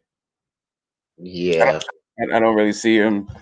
You know, I'm not sure if 130 is going to be his weight class. They got some real killers up there. I mean, he can work out whatever the hell he has to work out with. Okay, well, give me a name of the killers besides Tank Davis and Bercho. I mean, Loma if he comes down. No, what? Give me some killers at 130 right now. Besides, no, I mean, there's two right there. I'm hear me out. Yeah, no, I mean, there's two right there right now at 135 besides Bercho and Tank, because Loma ain't. Well, those are the two that I was talking about, and then Loma if he comes down. Okay, I'm about to say I don't see, and I'm not. I don't understand like with Tank Davis, man. Everybody applies the eye test to this kid. That's it. We can clamor on about all we want with Tank Davis, but it's just y'all eyes with him and his power or his supposed power. That's all it is with Tank. He's not proving it, fam. He is not proving it. And anytime I get on this about Tank Davis, about what he's proven, Blues Boxing, what's good? Lydia Downs, what's up? Box fans and ringside MXBC, what's good? But anytime I get on this about Tank and not proving it, the only thing people go to is pay-per-view stuff. They never argue back about Tank's skill set, honing his skills, being moved up in the right direction to get better. Because these are the things I talk about. All they run back to is Floyd did a good job. He made him a pay-per-view star. He's making a lot of money. He's known in boxing. He's got all of these freaking social media followers. I'm not talking about none of that shit. I'm talking about him proving himself as a fighter, him fighting the fights to make him better. And he's done none of that. So if he's done none of that, we don't know if he'll beat Shakur or not. We don't know. And I think both of them beats Berchelt. I'm not gonna lie. I think Shakur and Tank beats Berchelt. I'm not sure if that's a fair assessment. Like Tank not being proven, and then we talk about Shakur. I didn't say Shakur was proven. I said Tank is that's no what I'm more saying. proven. I know that's what I'm saying. Like it seems kind of weird to talk about Shakur and then talk about how Tank's not proven. Why? Why? Because when somebody tells me, "Oh, I don't know if Shakur can handle Tank," why the fuck not? What does Tank tell you to say that? When it comes to proven, Tank is a lot more proven than Shakur. Well, not in my opinion. He's not. He's not. And I'll tell you why. See, if Floyd tells you, sure, he's more proven. But from what I've seen out of Tank Davis, I see nobody that Tank's fought that I'm not comfortable with Shakur beating. Not one. Not Pedraza, not Gamboa, and definitely not Leo Santa Cruz. And those are Tank's 3 best wins. So if he could beat those 3 guys, he beat everybody on Tank's resume. So to me, Tank ain't no more fucking proven than Shakur Stevenson. That's my ideals on it. But that's a different thing. It's not. That is you applying an eye test and going past. That's how people are applying to Tank. Because he's not. But the thing is, you're switching that from proven. Proven is what you've done in the ring, but Tank is more proven in the ring than Shakur Stevenson. How? What has he done? Because he's fought better competition. Because he's fought better competition. Because he has more fights. Because he's fought better competition than Shakur Stevenson. Oh, he has not. Smoke. What competition he's fought is so great? Oh, the guys that you just mentioned are all better competition than who Shakur Stevenson has faced. I don't think Gamboa is better. I don't think Gamboa is better competition than Toka Clary. I don't. Okay, so I think Gamboa, right? So you think Pedraza? Let's not start this cutting off back and forth. Fuck that. Let me get it off. The old fucking Gamboa that fought against Crawford may have been better than Toka Clary. But this old chinny motherfucker that's on his way out the door, the Gamboa that Tank fought. See, I'm not going with this name because that's that bullshit persona Floyd puts on there. Oh, he fought a name. Well, that name is not the same boxer that he was prior to what that name is now. So the only thing Tank did with Gamboa is put a name. But the level of competition, Gamboa is no more dangerous or higher level at this point than a Toka Clary. Yeah, but Leo Santa Cruz would probably not even beat a Toka Clary because of the performance he put on against Miguel Flores. He probably wouldn't even beat a Toka Clary at 130. So that's another one of Tank's great wins. But Floyd would lead you to believe that that's a better level of competition because he's a 4-division champion at lower weights. But the way I'm looking at it, I assess boxing in the ring, not no fucking eye test. Leo Santa Cruz at 130 is not more dangerous than Toka Clary. And I'm doing that from assessment in the ring. I'm doing that from assessing Leo Santa Cruz and his performance against a mediocre C-level fighter called Miguel Flores, which he went the full distance with. That's what I'm assessing this on, Smoke. Not no fucking eye test. But with people in Tank Davis saying he's the best at 135, that is a complete eye test. Because he ain't done shit. Okay, I think you're switching up terms. I ain't switching shit, Smoke. Hey, just tell me what your hold on. This You said the time you interrupted me to go on a rant. I'd like to get a thought out, right? Yeah, okay, look, Smoke. Look, understand. I'm not going to get telling me your ideas and not what I'm saying. Just do that. How would you know? I haven't even said anything. All right, well, don't tell me what I'm switching up. Just give me your ideas. And I'll tell you how I said. Why don't you let me explain what I mean? Well, go ahead, instead of just jumping in. I'm trying to, but you keep talking. You keep talking, yo. Okay, and I will keep talking. So I can change your wording, dog. Don't tell me what I'm doing. I'm trying to stop telling me how to word my stuff. Okay, well, don't tell me what I'm doing. Tell me what okay, then I can explain my position, and then you can agree or disagree. But I haven't even explained. Look, yelling over top of me ain't gonna work. Just tell me what your position is, but don't tell me what I'm misconstruing or what I'm thinking. That's all I'm telling you. My position is. Thank you. That my position is Shakur Stevenson is not more proven, and the thing that you were talking about when it comes to being proven, that it is switching from eye test to being more proven. Which is it? Is it the assessment of what you see in the ring, or is it more proven from what they've from their actual accomplishments in their career? Okay. Are you finished? Are you finished? Thank you. My assessment comes with the way I assess fights, the sweet science. So I look at what opponents do in the ring in fights against the level of competition and what they can do in the ring, what problems they bring to the ring. And I watch these guys fight, and that's how I make my assessment. So I'm involved in level of competition. I'm involved in what these guys can do, if they can pull counter, if they have good footwork, if they pivot, if they fight good on the inside, whatever. Okay. I assess that, and then I make my judgment. I don't just see a guy fight a bunch of guys that I know are lower level than him and then assess him to be the greatest at 135 when he's only fought one fucking fight at 135. No, I don't do that. That to me is an eye test because he's not proving it. You have proven it to me. You have proven it to me when you show it to me in the ring against a certain level of competition. That's not the eye test. To me, that's proving it to me. So it might not be proving it to you. I'm not playing no fucking semantics about words. I'm telling you how I assess fights. So you may not assess fights like that, but I'm not conflating, misconstruing, or mixing up anything. Okay? I'm not doing that. This is how I assess fights. And it gives me validity when you do it against level of competition. Old Chenny Gamboa that is not at the level he was 4 years ago is not the level of competition. That is a name of a guy who was good 4 years ago, but his level of competition in 2020 is C level at best. So when I see a Toka Claret, which I see as a guy that's probably a B level fighter, that means that Shakur Stevenson, from looking at what these guys do in the ring, has shown me he's fought a higher level of competition. I don't give a fuck about no name because Gamboa is not who he was before. He had a damn injury in that fight. So if we're talking about level of competition, difficulty, get the fuck out of here with this, man. Tank ain't proving shit. A chinny old gimp leg Gamboa and a drain fucking Pedraza, just because they got a name, y'all can assess that however the fuck y'all want because of the name. I'm assessing it of the fighter he fought that night, not what he was 4 years ago, not who, no, how they are now. What have you done for me lately? That's why when I assess these fights, I go 1 or 2 fights back. I don't go back to no fucking Carol Brook fighting fucking Sean Porter 6 years ago and then assess him to a Terrence Crawford today. That's the dumb shit these fans do. And I don't do that.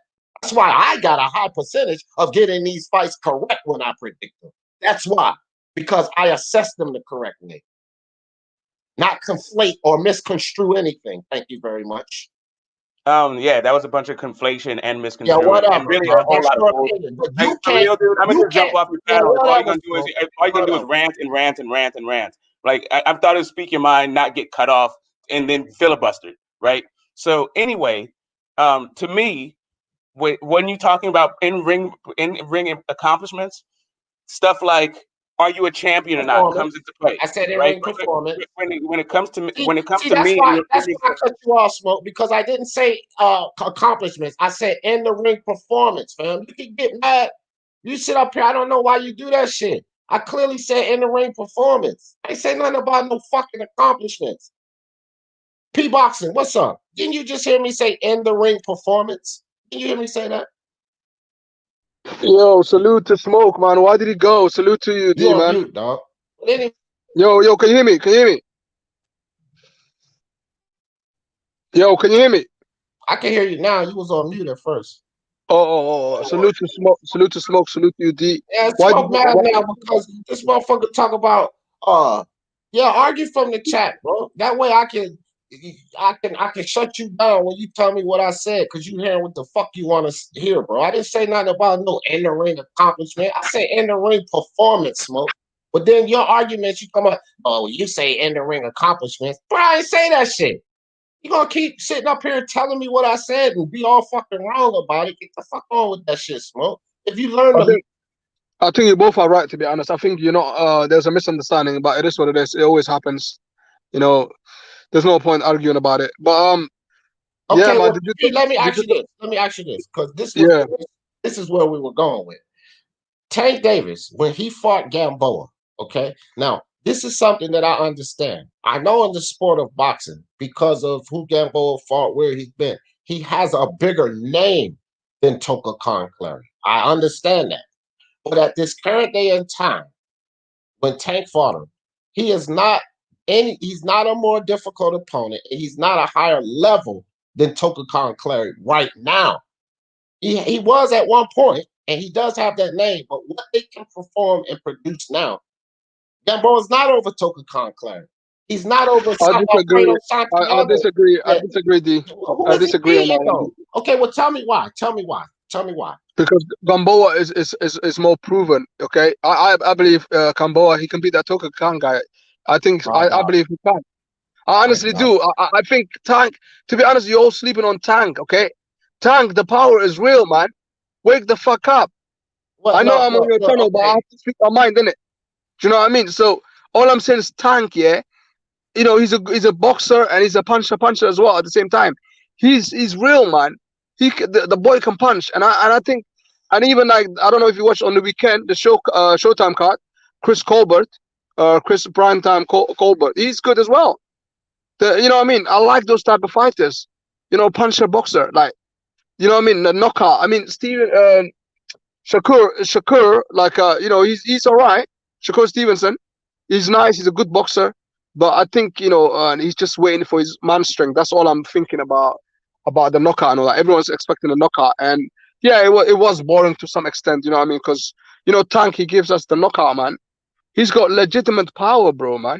Do you get me? So maybe you don't get me. I understand, but it is what it is. Your boy Tio, you know, I believe Tio is not even a puncher. Look what happened to Nakatani on the weekend against Felix Verdejo. Felix Verdejo put him down a couple of times. All right. You feel Lopez can do that? He said, I'm not going to fight at all, guys. Pete, hold on for a second. Let me ask you this. Do you know what happened with Nakatani after the Teofimo fight? I know he went to hospital. He's basically like, he hasn't fought over like 500 days. No, like, what happened? What happened? Why did he go to the hospital? Do you know why he went? Yeah, he went to the hospital. I don't know if that was some sort of go to the hospital. Is there some sort of brain damage or something? Yes, he had excessive swelling, hemorrhaging on the brain, and then you know that he retired because of that, right? Yeah, I know. Okay, but he's a tough guy. Hold on. And then you also know he's been out of the ring for 17 months after that. You know that part too, right? Yeah, for over 500 days. Okay, and there's the last question. Do you realize that a fight like that can reduce your punch resistance? You realize that too, right? Yes. Okay, so if you realize all of those things with yes, and he took a severe beating like that from Teofimo Lopez, right? And it was a brain situation. Can we safely say that he had less punch resistance when he came back off of a 17-year layoff? He had ring rust, right? He had timing issues when he came back off of a 17-month layoff after taking that severe beating. Can we at least agree on that? Absolutely, but you're trying to defend hold on. This is the last point I'm gonna make. So when you tell me, and you just agree with all that, so when you tell me that he knocked him down twice, and Teofimo couldn't do that, this is why I get on you guys. Because if you tell me that without the context that I just broke down, that's not being sincere. Because that could be a very valid reason about why he was able to knock him down twice and Teofimo couldn't. But y'all don't mention none of that. You just get up here and say, "Oh, well, he knocked him down twice and Teofimo couldn't," out of the context.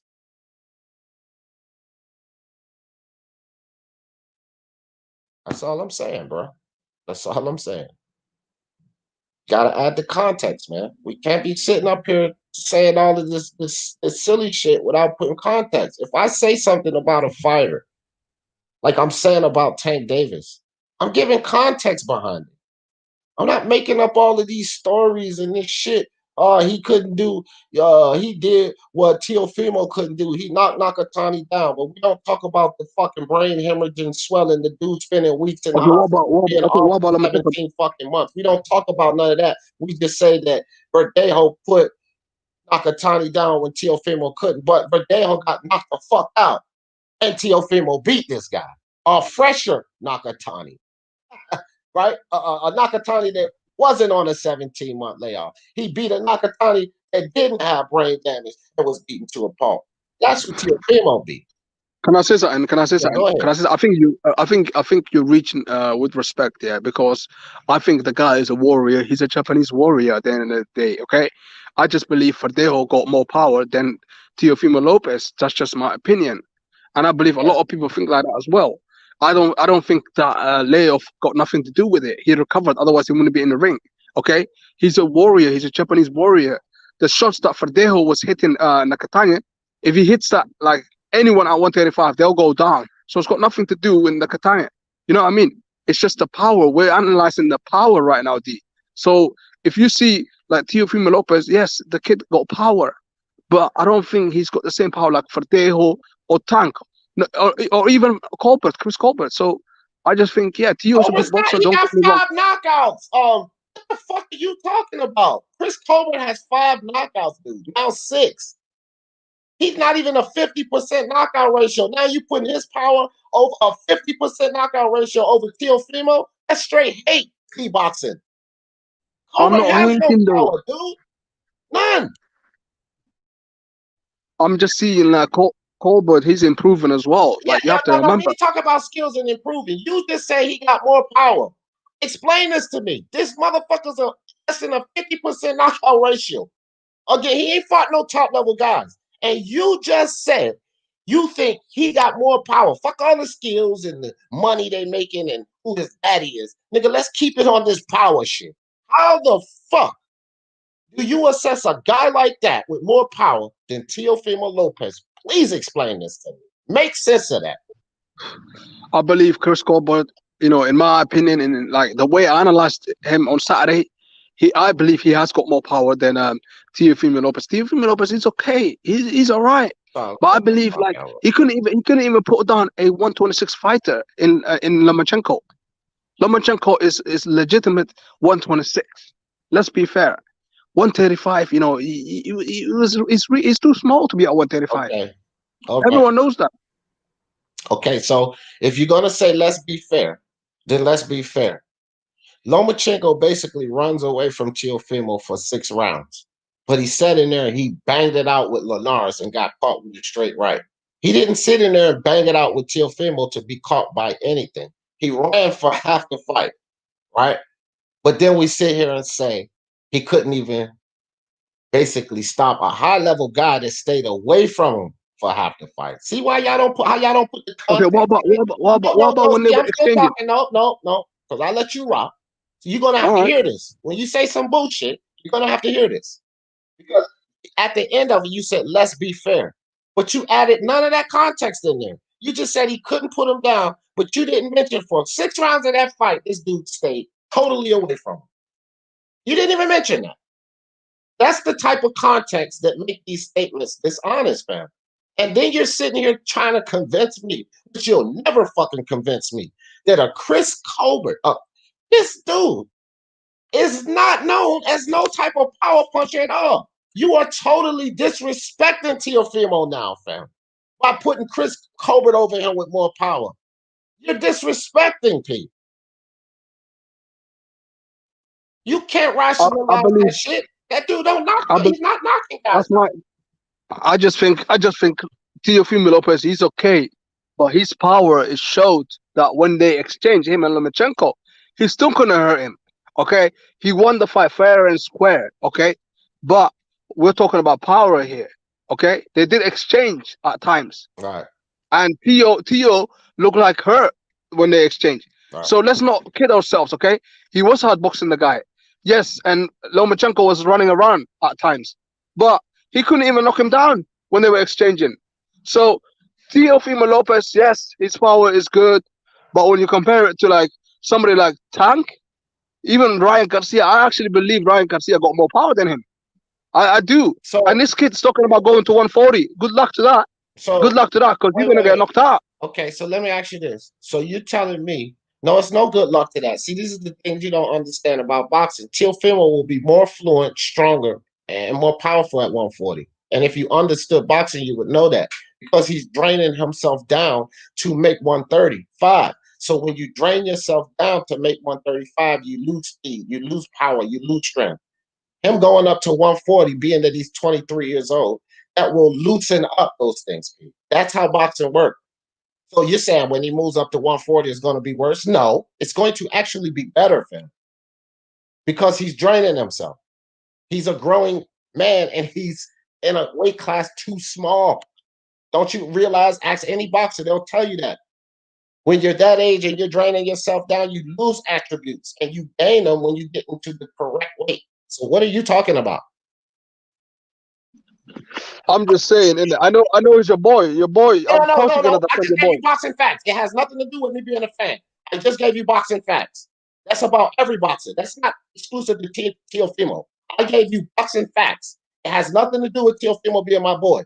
As a boxer, especially a young boxer, if you're draining yourself to get down to a certain weight, and then you go up to a more comfortable weight, you add on those things, the strength, the speed, the timing, the power. You don't lose them. That's a boxing fact. That's not about Teofimo.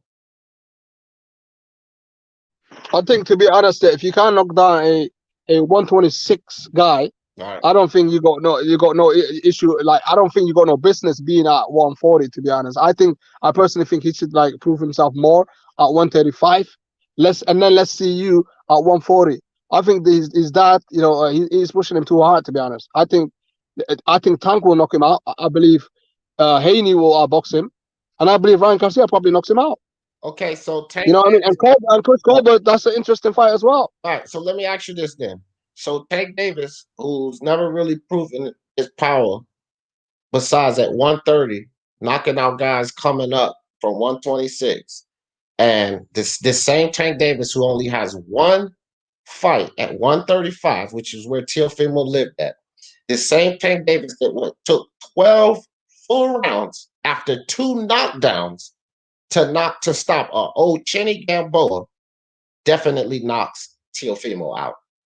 Now you try to say that this ain't disrespect, so now you're basically making Gamboa a harder fight for Tank Davis. Gamboa a harder fight for Tank Davis than Teofimo. This is what you're saying. We haven't even seen why has he not fought Gamboa? Wait. You know what I mean? Because he been fighting better, dude. What the fuck are you talking about? Like who? Like Comey? Like Comey? Fucking mind this dude fight Nakatani. Like Comey? Are you talking about Comey? You talk about why he didn't fight Gamboa? Are you insane? He Oh my God, you're muting me. Richard Comey and Lomachenko, and your silly ass says, why didn't he fight Gamboa? You're muting me now. Is that what? Hold up. Is that what can happen? Because I'm right. I'm right for once, and you're muting me. The real question is, why the fuck did Tank Davis and Devin Haney waste their time fighting Gamboa? That's the real question, dude. Because he's a proven opponent. Chinny fucking Gamboa. Are you serious with this bullshit? Gamboa is a proven opponent. Okay, Comey, he's not proven. Okay, he's a fucking champion, P. You idiot. He wasn't. Anybody can be a champion. Well, when you look at the heavy, Gamboa wasn't. He was a baby belt holder. He wasn't no champion. He was a baby belt holder. He was not a champion. But Richard Coleman was a champion. Gamboa wasn't. And you saying, why didn't he fight Gamboa? The question is, why the fuck did Haney waste time with Gamboa after Tank already demolished him? Why did Haney waste time with Gamboa? Not why did Teofimo not fight him. Teofimo didn't fight Gamboa because he was too busy fighting fucking champions like Richard Comey and Lomachenko. That's why he didn't fight no worthless fight of a Gamboa. But you sit up here and talk about why didn't he fight Gamboa? Man, you done bumped your damn head with that nonsense. Like Gamboa is a litmus test. That motherfucker's not even a litmus test. And Lomachenko was revered as definitely the number one at 135, but revered by many as the number one in boxing. And you talk about why he fight a damn Lomachenko versus a Gamboa? Well, let me tell you this, Pete Boxing. If he'd have fucked around with a Gamboa, he wouldn't be sitting there with the Ring magazine belts and 4 other belts on his shoulder. How about that? That's why he didn't. And that's smart. I get it. I get it. He went to the smart way, the IBF route. Okay, I get it. I guess now Gamboa's more valid opponent than Lomachenko in your opinion too, right? Your opinion's off the fucking chain, P Boxing. Okay, well, we'll see when that fight happens because Bob Arum, yeah, he wants to make that fight because Tank obviously sells. He doesn't want the Haney fight. So when we get to see that fight, I will bet you a lot of money, yeah. I'm gonna put my money where my mouth is, yeah, and I'm gonna bet you that Tank is gonna knock out Teofimo Lopez. Listen, Tank's power is real, bro. We'll never Brother, listen to me, man. You're sleeping on his power, man. No. I'm telling you. It's not that. P-Boxing. Now I can comfortably attack you because you just said I'm sleeping on Tank's power. When you must be fucking either you have amnesia or you just talking out the side of your ass because you must have forgot all of the goddamn lies I did prior to the Leo Santa Cruz fight. Only sitting here defending Tank, defending his skills, defending how people sleeping on him, defending his power. All of these things that you're telling me I'm underestimating, I spent over a month defending. What, did you forget? You forgot all of that? No, I didn't forget shit, man. So how don't I recognize it if you remember me talking about it? Listen, I know. Listen, it's not. Answer that question for me. How do I not know? Just answer that question. How do I not recognize it if you remember? Okay, let me ask you a question because I answered a lot of questions today. Okay, you let me ain't ask you a question. Shit yet. You keep bouncing around. Answer that one for me though. How is it that I don't recognize it when I have lives up talking about it? How can I not recognize it? If I didn't recognize it, how could I even talk about it, Pete?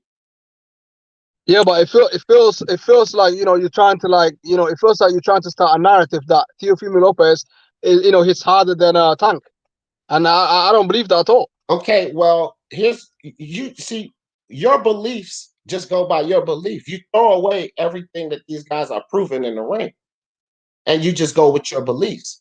So your beliefs is saying this: a guy from 130 that is able to knock out guys from 126. But only has one fight at 135.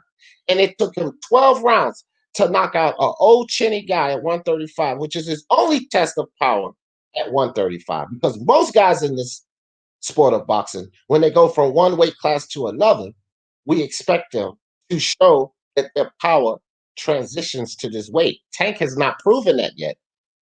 Because a fight with Gamboa, and it takes him 12 rounds at 135. That's not proven that his power transitions to 135. And the only thing that he's been doing, the only show of power that we've been getting from him is at 130. Majority of the guys he fought outside of Pedraza was fighters moving up from 126. Now you're telling me that guy is more proven. He has more pop than a guy who's been living at 135, who's suited to go to 140 and has been knocking out guys at just 5% less knockout ratio than Tank. At 135, but Tank has more power. Where's the proof? What do you have to validate that? I have a lot. I just gave you so much to validate why that shouldn't be the case because he's not proving it. He's not hitting anyone with a good chin or a decent chin at 135. He's only hit a guy that was chinny at 135 that also didn't belong there. You know that 135, if you don't know this, let me enlighten you. You do realize as much shit y'all talk about Lomachenko being a 126 pounder, which is actually a 130 pounder, but okay. You do realize that Gamboa is an overblown 126 pounder. You do realize that, right? And this is the guy that Tank took 12 rounds to knock out, but that proves his power at 135. I'm just telling you my eye test in it. Now we're back to the eye test. That's why I be body back, bro. You're laughing at proof, and then you ran back to eye test. That's why you get body back by me. That's why, right there. Listen. All I'm saying is that I know for a fact. You cannot see me in a debate, fam. That's why, right there. You kill yourself with this shit. You do, P. Okay. You do. Well, if Wood stay real TV, he wants to say that. That's his opinion. Yeah. You know what I mean? Because Tank beat Teofimo Lopez easy. Actually, yeah, I believe so. Yeah, I agree with Woodstay actually because I believe What is bias? What is bias? He's from Baltimore. It doesn't matter. It That's doesn't a matter. bias, man. So you gonna ride on biases now? I'm giving y'all facts. No, I'm saying I'm from the UK. I'm from the UK. I don't know. Lives in Baltimore, and you a pro black guy. And I'm Okay, no, saying no, no. facts about Nothing black. to do with You that. all about pro-black this, pro-black that. This nigga's from Baltimore. He's a homeboy of Tank. I'm giving y'all facts about Now, black. now you wanna use the race card, yeah? Now, I ain't because I'm a using black no guy, race card. You told you're me to do assuming that. straight away that No, I'm a fuck that. pro-black. I'm This just is the thing reiterating about. what you told me. You Okay, told me that you were okay. pro-black. I like black. Yes, I do support Okay, black so fighters how over about over putting the other race fighters. card? Yes, That's what you told me about yourself. yes, I do. I Okay, do. that ain't no But race that don't card. mean. That's what you told me about yourself. Don't Yes, accuse me of I putting no race do. card. I do. But hear me out, man, All right, because well, you're don't talking call over me me. no racist, fam, okay? Or pull a No, race no, card. I no one just can hear me. reiterated what you told me. All right, but listen, if we talk over each other, no one will hear it. All That's why right, I put myself on mute. see, just like this is why Smoke just got off. And this is what y'all motherfuckers gonna understand. Y'all not gonna come up here and slide those bullshit shots in. Right now, I'm pulling the race card. Well, you know fucking well I'm not pulling the race card. This is what you told me of yourself.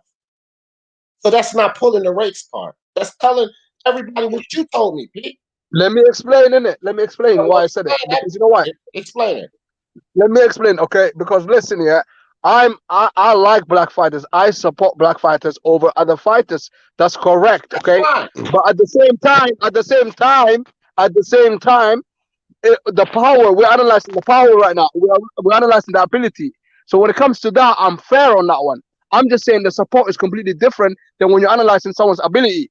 I'm just saying Tank's ability, what I seen in my eye test, the power is real.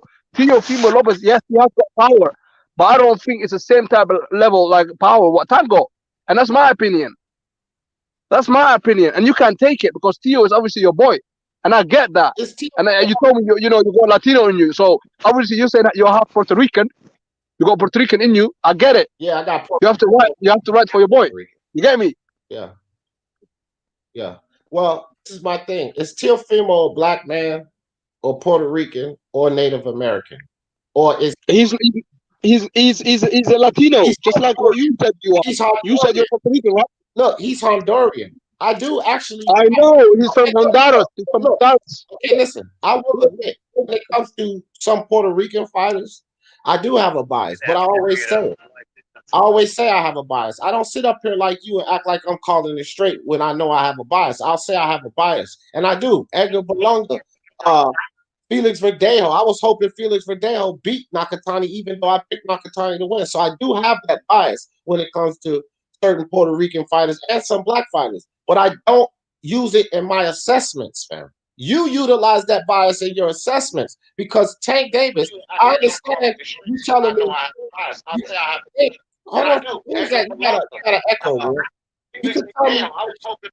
Look, go on mute for a second. Yeah, you got an echo. So you can tell me that you think these things, but I'm going to tell you I think these things, and I'm going to validate it by what I'm seeing in boxing. You're just telling me you're thinking this without any validation.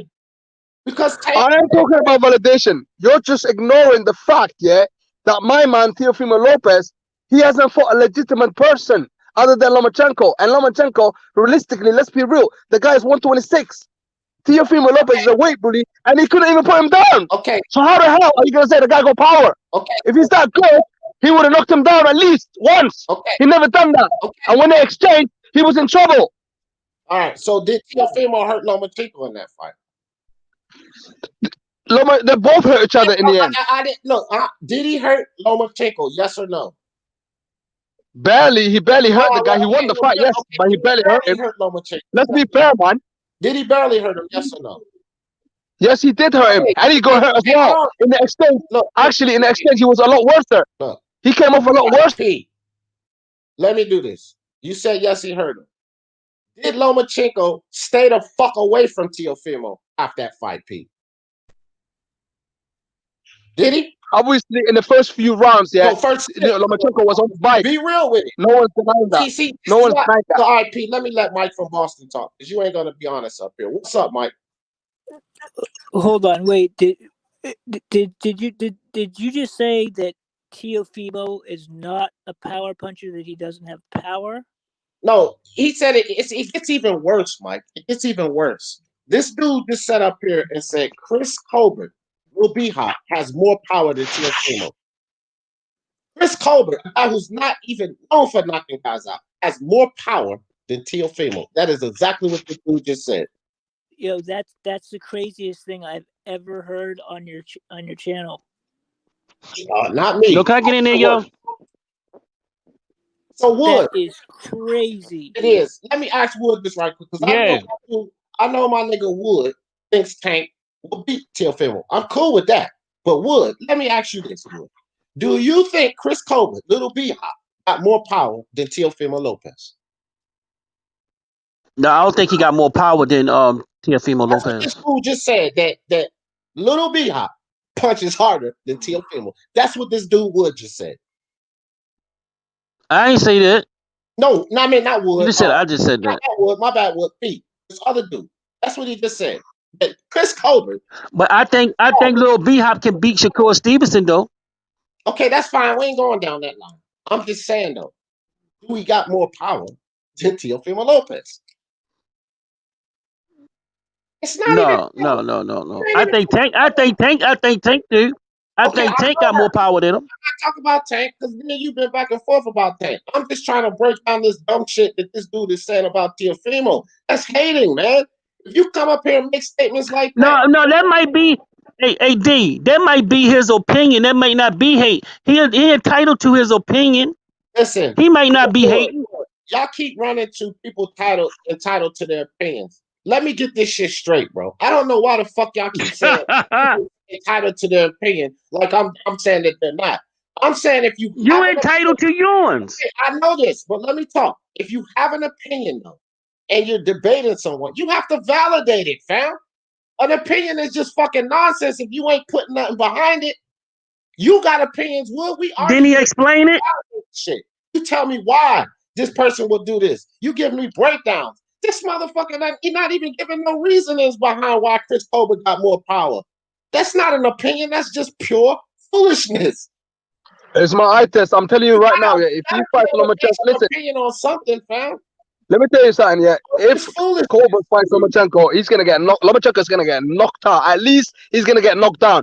Tio couldn't even do that. If the guy that we fought, he's a power puncher. Yeah, listen, he's a puncher boxer. Okay, he's a puncher boxer. You get me?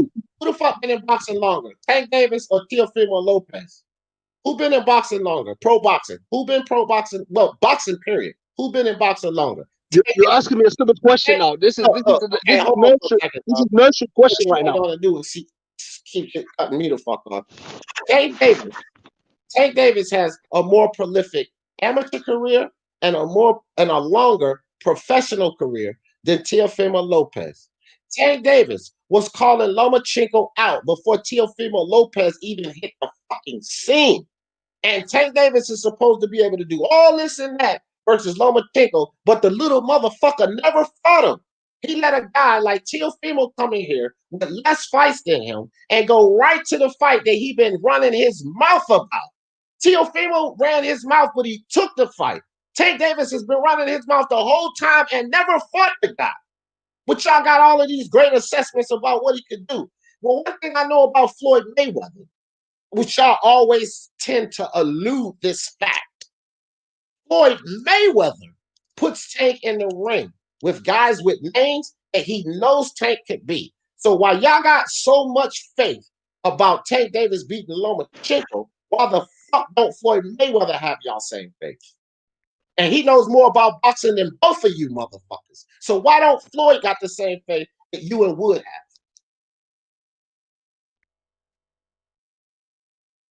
Crickets. Motherfucking crickets.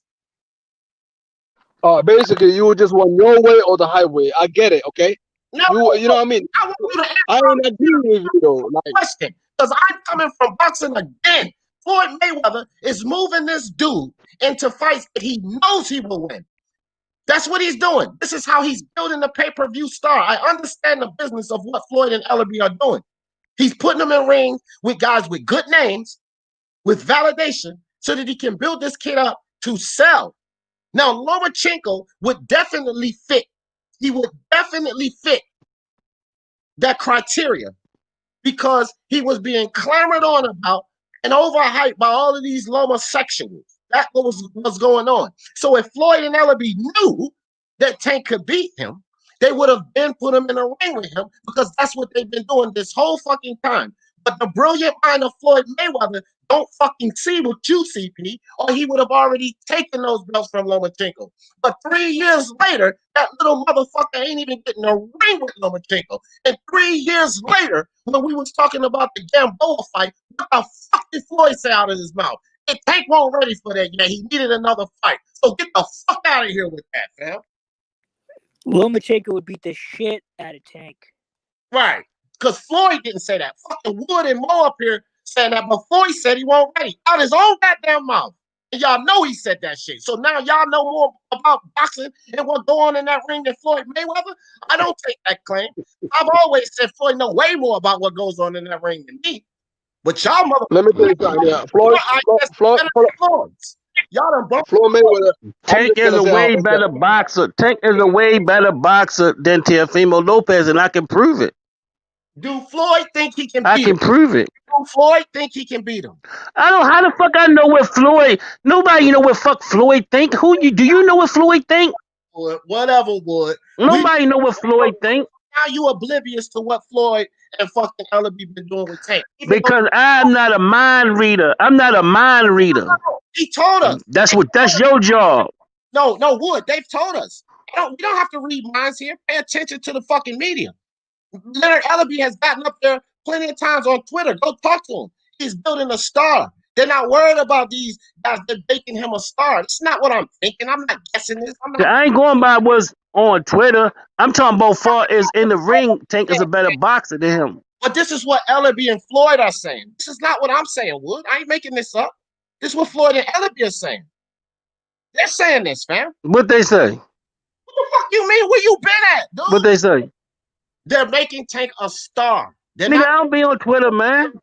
Okay, so you know what they say. You know what they're doing. Y'all sit up here and act oblivious to what. Yo, I'm talking about what's in the ring. I'm talking about what's going on in the ring. He is a better boxer. He does more things than him. Okay. I'm talking about what I see. He got better footwork than him. He got a better jab than him. He places his punches better than him. He gets more leverage on his punches than him. He fights on both sides of the line better than him. He does a lot of things that he don't do. Right. His anticipation, his everything he does. He sees things further down the line than he do. He set traps better than him. He does everything better than him. So he's a better boxer. Period. Okay, hold on for a second. That right there was 110% complete bullshit. Your last Tank Davis don't set no fucking traps. This is why they call him Tank Davis. What the fuck you mean he don't set traps? What is you talking about? Hold on, Wood. You and I can go do fight-by-fight analysis or either on your channel or on my channel. And we can pick the fucking fight, as a matter of fact, Mr. Super intellectual boxing mind. You pick the fight and you show me a fight Tank Davis is throwing traps. Because I'm gonna tell you this right the fuck. That uppercut he hit Santa Cruz. That uppercut he hit Santa Cruz was a fucking trap. Yeah, hey, Wood, check this out. Don't do that yelling over top of each other over here, fam. Maybe on Boxing Nest or some of that. We gotta let each other talk over here. So if you want the floor, go ahead. But when it's my turn, you gotta put that shit on mute, fam. So go ahead, your floor. Say what you're gonna say, because I'm gonna say what I'm gonna say. Go ahead if you want to say something. Other than that, let me talk. I want to see a fight. They call Tank Davis for a fucking reason. Because these guys cannot hurt him. He walks through those punches like he did with Leo Santa Cruz, and he slips that knockout punch in there. He ain't set no fucking traps up for Leo Santa Cruz. He walked right into him and knocked him the fuck out. He set no traps up for Pedraza. Pedraza was picking his ass up. He took it to the body, walked into him, and knocked his ass out. He couldn't even catch Gamboa to set a fucking trap. Tank don't set no fucking traps. Tank uses his fucking extreme chin, and he does have that. He walks through these little guys, and he knocks them the fuck out. So if you sit up here telling me he set better traps than Teofimo, that's bullshit, because I've actually seen Teofimo setting traps. Go look at the Edis Tatley fight. Go look at the Magdaleno fight. Look at the fucking Richard Comey fight. He sets traps. You ain't never seen Tank set no fucking traps. You seen him being a fucking bully, walking through these guys and knocking them the fuck out. So I don't know what your assessment looks like, but once again, I got a high rate of picking these fights correctly. A high fucking rate.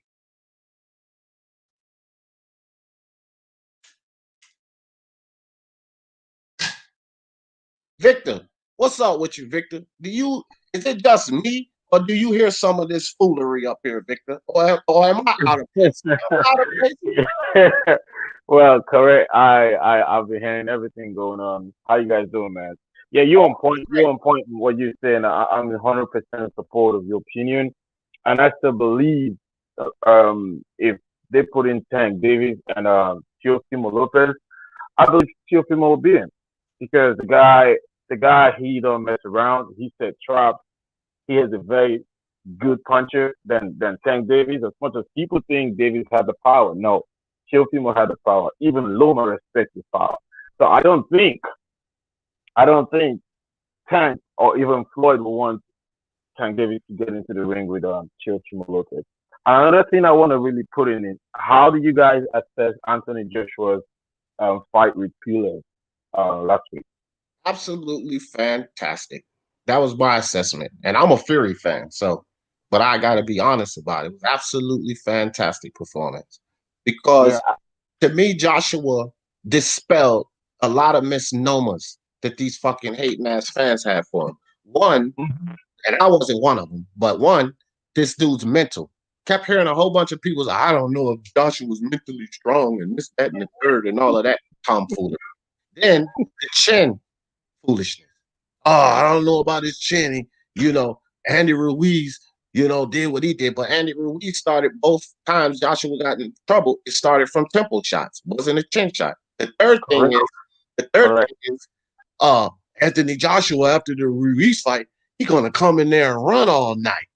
But he didn't do that. So only thing I seen was Joshua go in there, put on a spectacular performance, and dispel a whole lot of bullshit that these fans were saying about him. That's what I saw. Absolutely. The same thing. I'm a Fury fan. I'm a Major fan. Whoever wins, I take it that way. But one thing I know is, like, I called in on Nestor Gibbs show yesterday when he was talking about AJ scores.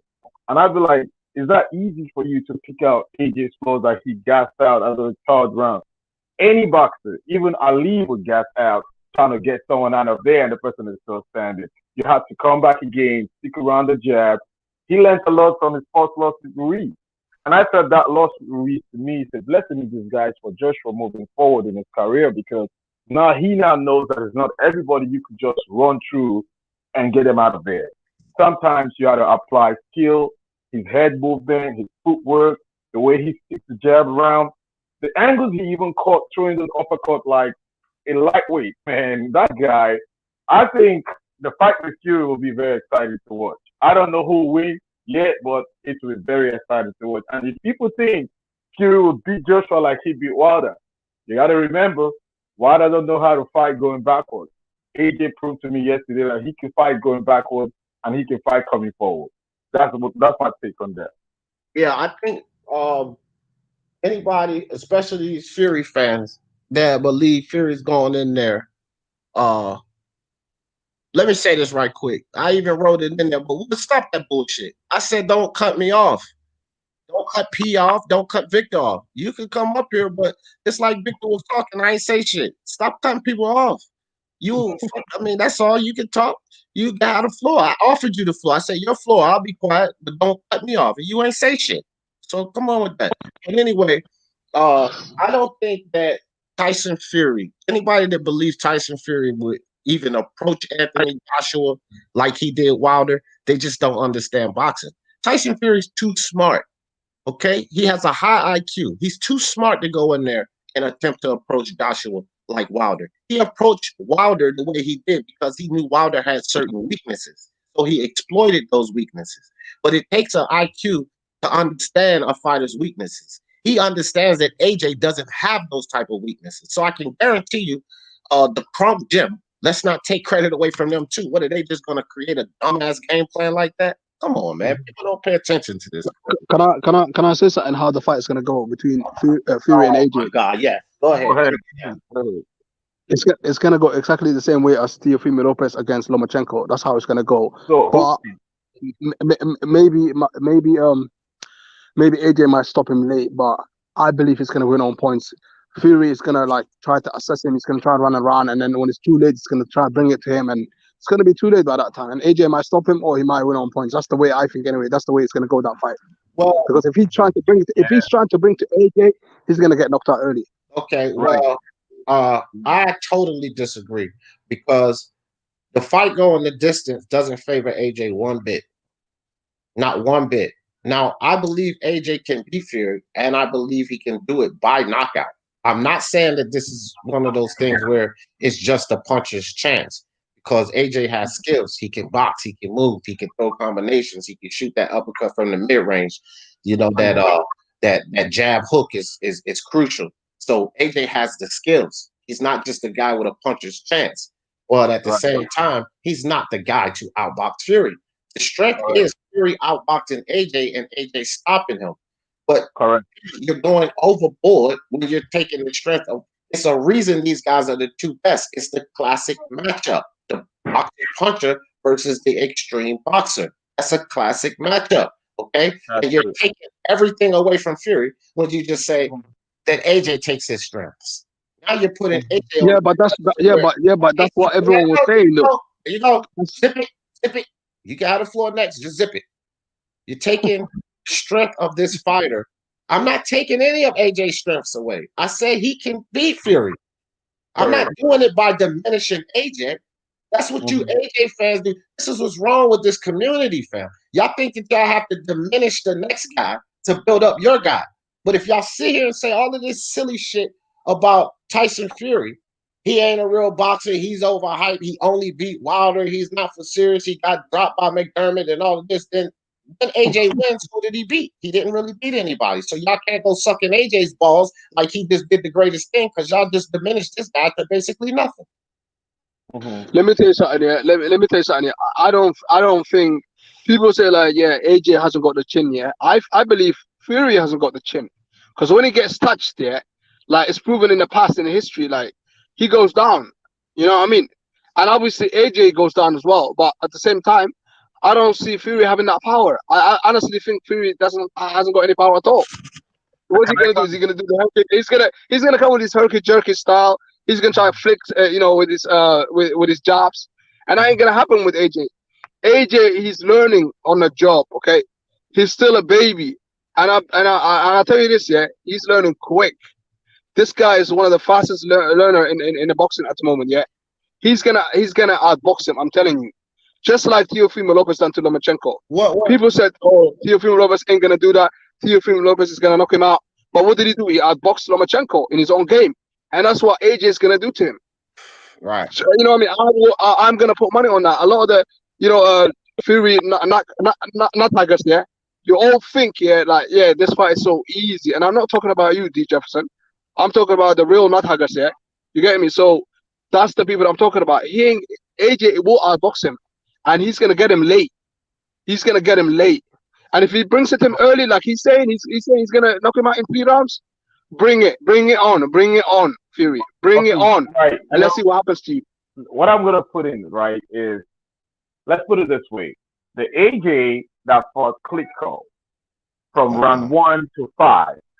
If that AJ approached Fury, we might get an early knockout, and AJ will win.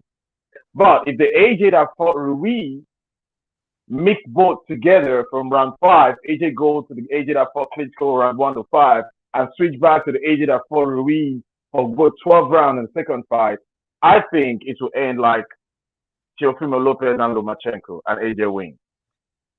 If you mix both together. Because I'm seeing something people are not seeing. Stars make fights. And Joshua is the kind of guy, or if he happens to beat him the first fight, because that's the 2-fight deal or 3-fight deal, Joshua learned on the job. He prepares for a fighter a style that matches that fighter with his advantage in play. That's what I think. Right. But Fury is very Fury is cunning. Fury is, oh my God. Fury is, I don't really know, man. It's just that game. I can't wait for that fight. I can't just wait. It's a hell of a fight. It's a It's hell a of hell a of a fight. fight. It's a hell of a fight. Fury is smart. Fury is very, very smart. Right. Very smart. Fury is smart. Don't forget that. Fury is smart. I guess it's who outsmart the other person and the other night wins fight. That's what I Yeah, think. yeah, and I can kind of agree with that. See, this is the thing, man, and that's what I'm saying about these fans. Like Victor, I love that breakdown, right? And Right. if you're a fan of boxing, fuck being a fan of Yeah. Fury. If you're a fan of boxing, then you can just easily accept that assessment. Now, All right. you go talk to some other Fury fans. They're not gonna accept that. No, because Fury, and Fury this, and Fury that. They're gonna start losing their fucking mind, right? And vice versa with AJ. You know what I'm saying? If it's Right. on the other side. No, because AJ this, AJ. You don't have to diminish the next guy to build up your guy. Just say what makes your guy good. But again, I keep saying this. People talk about Fury's mental. He never defended. He don't really fight anybody. So if AJ wins, then who is he really beating?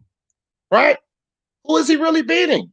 And how you gonna say he's one of the greatest of all time when, by your assessment, he just beat a Tyson Fury? Is beating a Tyson Fury, by your assessment, like beating a Ken Norton or beating a George Foreman or beating a Joe Frazier? Because you guys just diminished Fury to an overhyped fighter. So when Joshua beat him, Mo, my brother, IBFP, I don't want y'all coming back around talking about Joshua was the greatest thing since sliced bread, because he just beat a Fury that was overhyped.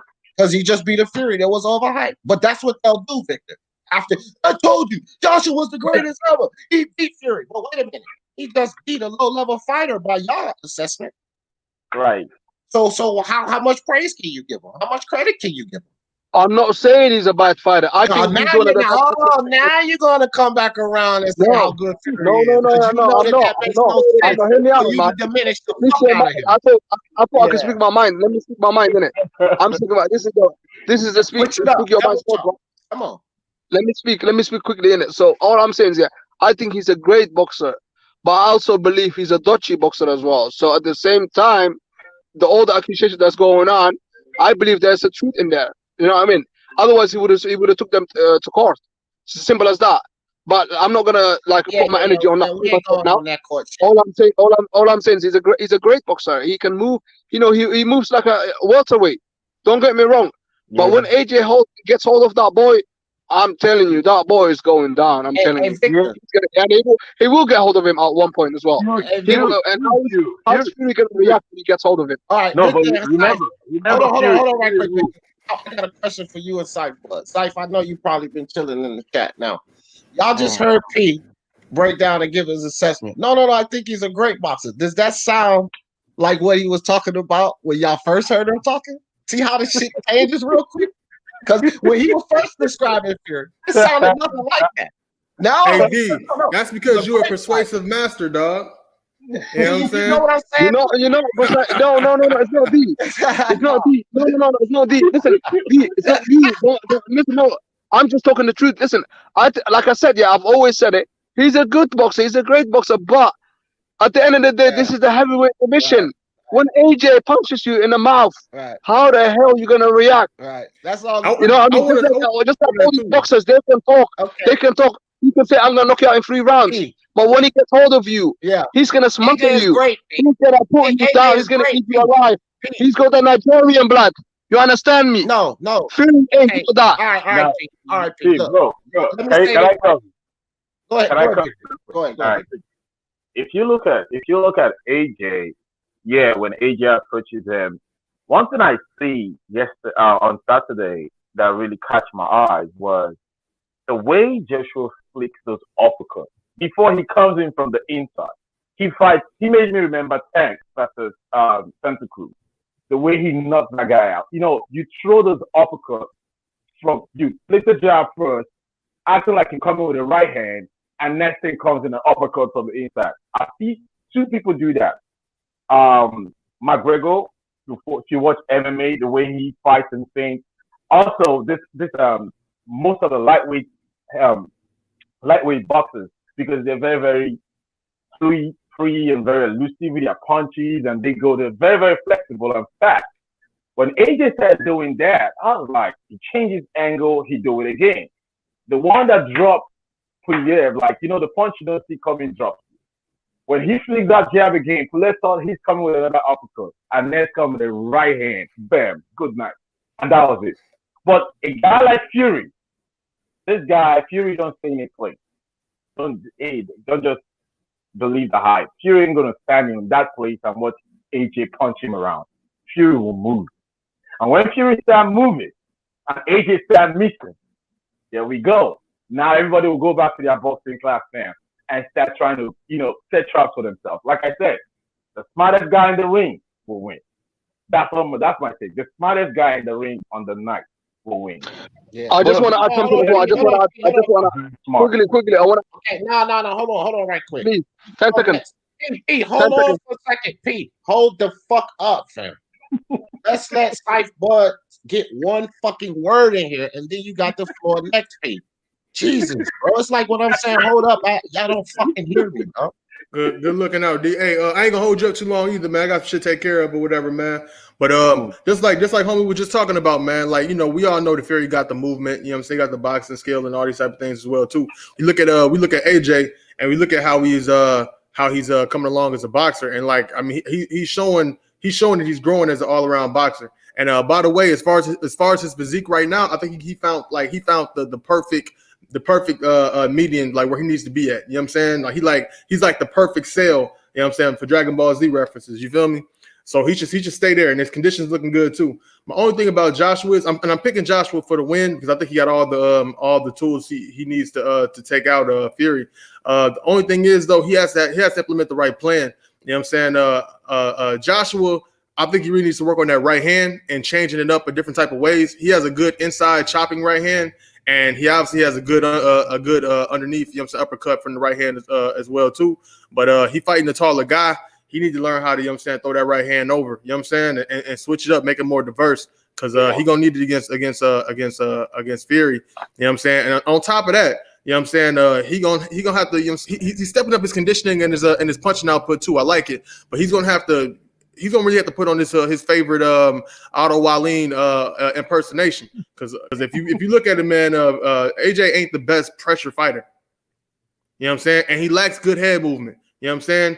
I really think that he really needs to implement better head movement, diversifying that right hand. You know what I'm saying? And also, I wouldn't be mad if he learned how to switch it a little bit. You know what I'm saying? Because you have to move around a lot, chasing Fury around the ring. Yeah. That's why this fight is so interesting, man. You know, that's why this fight is so interesting, because again, it's a boxer puncher against a pure boxer, and that's what makes it intriguing. You know what I mean? Well, Absolutely, man. Before though, I remember I see have the comment. He said, "This dude is something you all should watch out for." That is when Fury is being real.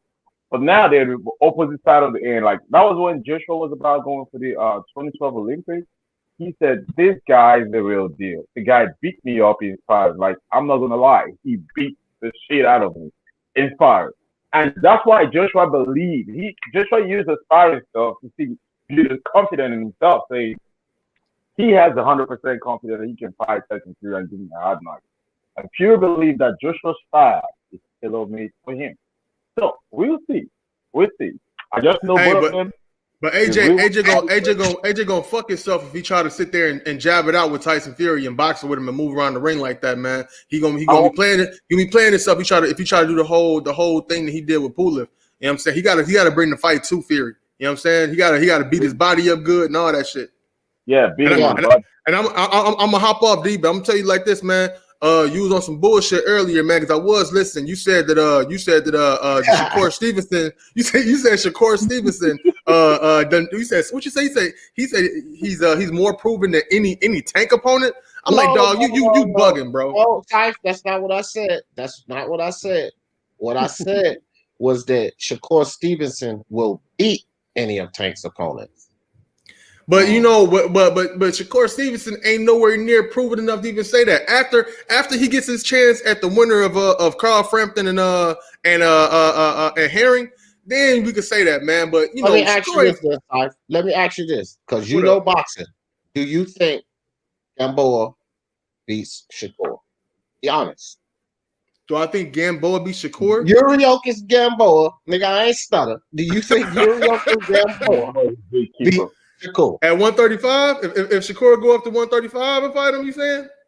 I don't give a fuck where he goes. 130, 135. It's a factor, but don't forget, Syfe, the Gamboa's a blown up 126 pounder. He wasn't supposed to be there. man, look, you could say the same thing about Lomachenko, bro. You know what I'm saying? No, but you can't, because Lomachenko got the skills. You think Gamboa ain't no fucking Lomachenko? Absolutely not. So Absolutely not. Think, but fuck all this circle shit. Do you think fucking old Chenny Gamboa beats fucking Shakur? That's my question. Fuck all this roundabout shit. Do you think old Kenny Gamboa, you take the weight 130 or 135? Do you think he beats this kid Shakur Stevenson? No, I don't know. Shakur ain't showed me enough, bro. Oh, it's possible. Okay, well, all right, it's possible. You know, you give Gamboa a hell of a lot of credit, fam. That's I'm just saying it's possible because he ain't proven enough. You know what I'm saying? He ain't proven enough. So we'll see. I'm not going to shit on Shakur Stevenson's power either, man, because his power is real. His only thing is he needs to stop trying to walk down everybody the whole damn 12 rounds of the fight.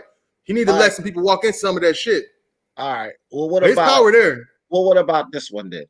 What about this one, Syfe? I think this one would be much easier. Do you think that Shakur Stevenson beats Leo Santa Cruz? Yes. Do you think that Shakur Stevenson beats a fucking weight drain Pedraza? See, that's the real thing. That's where you got me at. That's what kind of, you know what I'm saying, kind of triggered me off, man. Pedraza is a damn good fighter, bro. And I you know what I'm saying? I know. He ain't no easy lunch.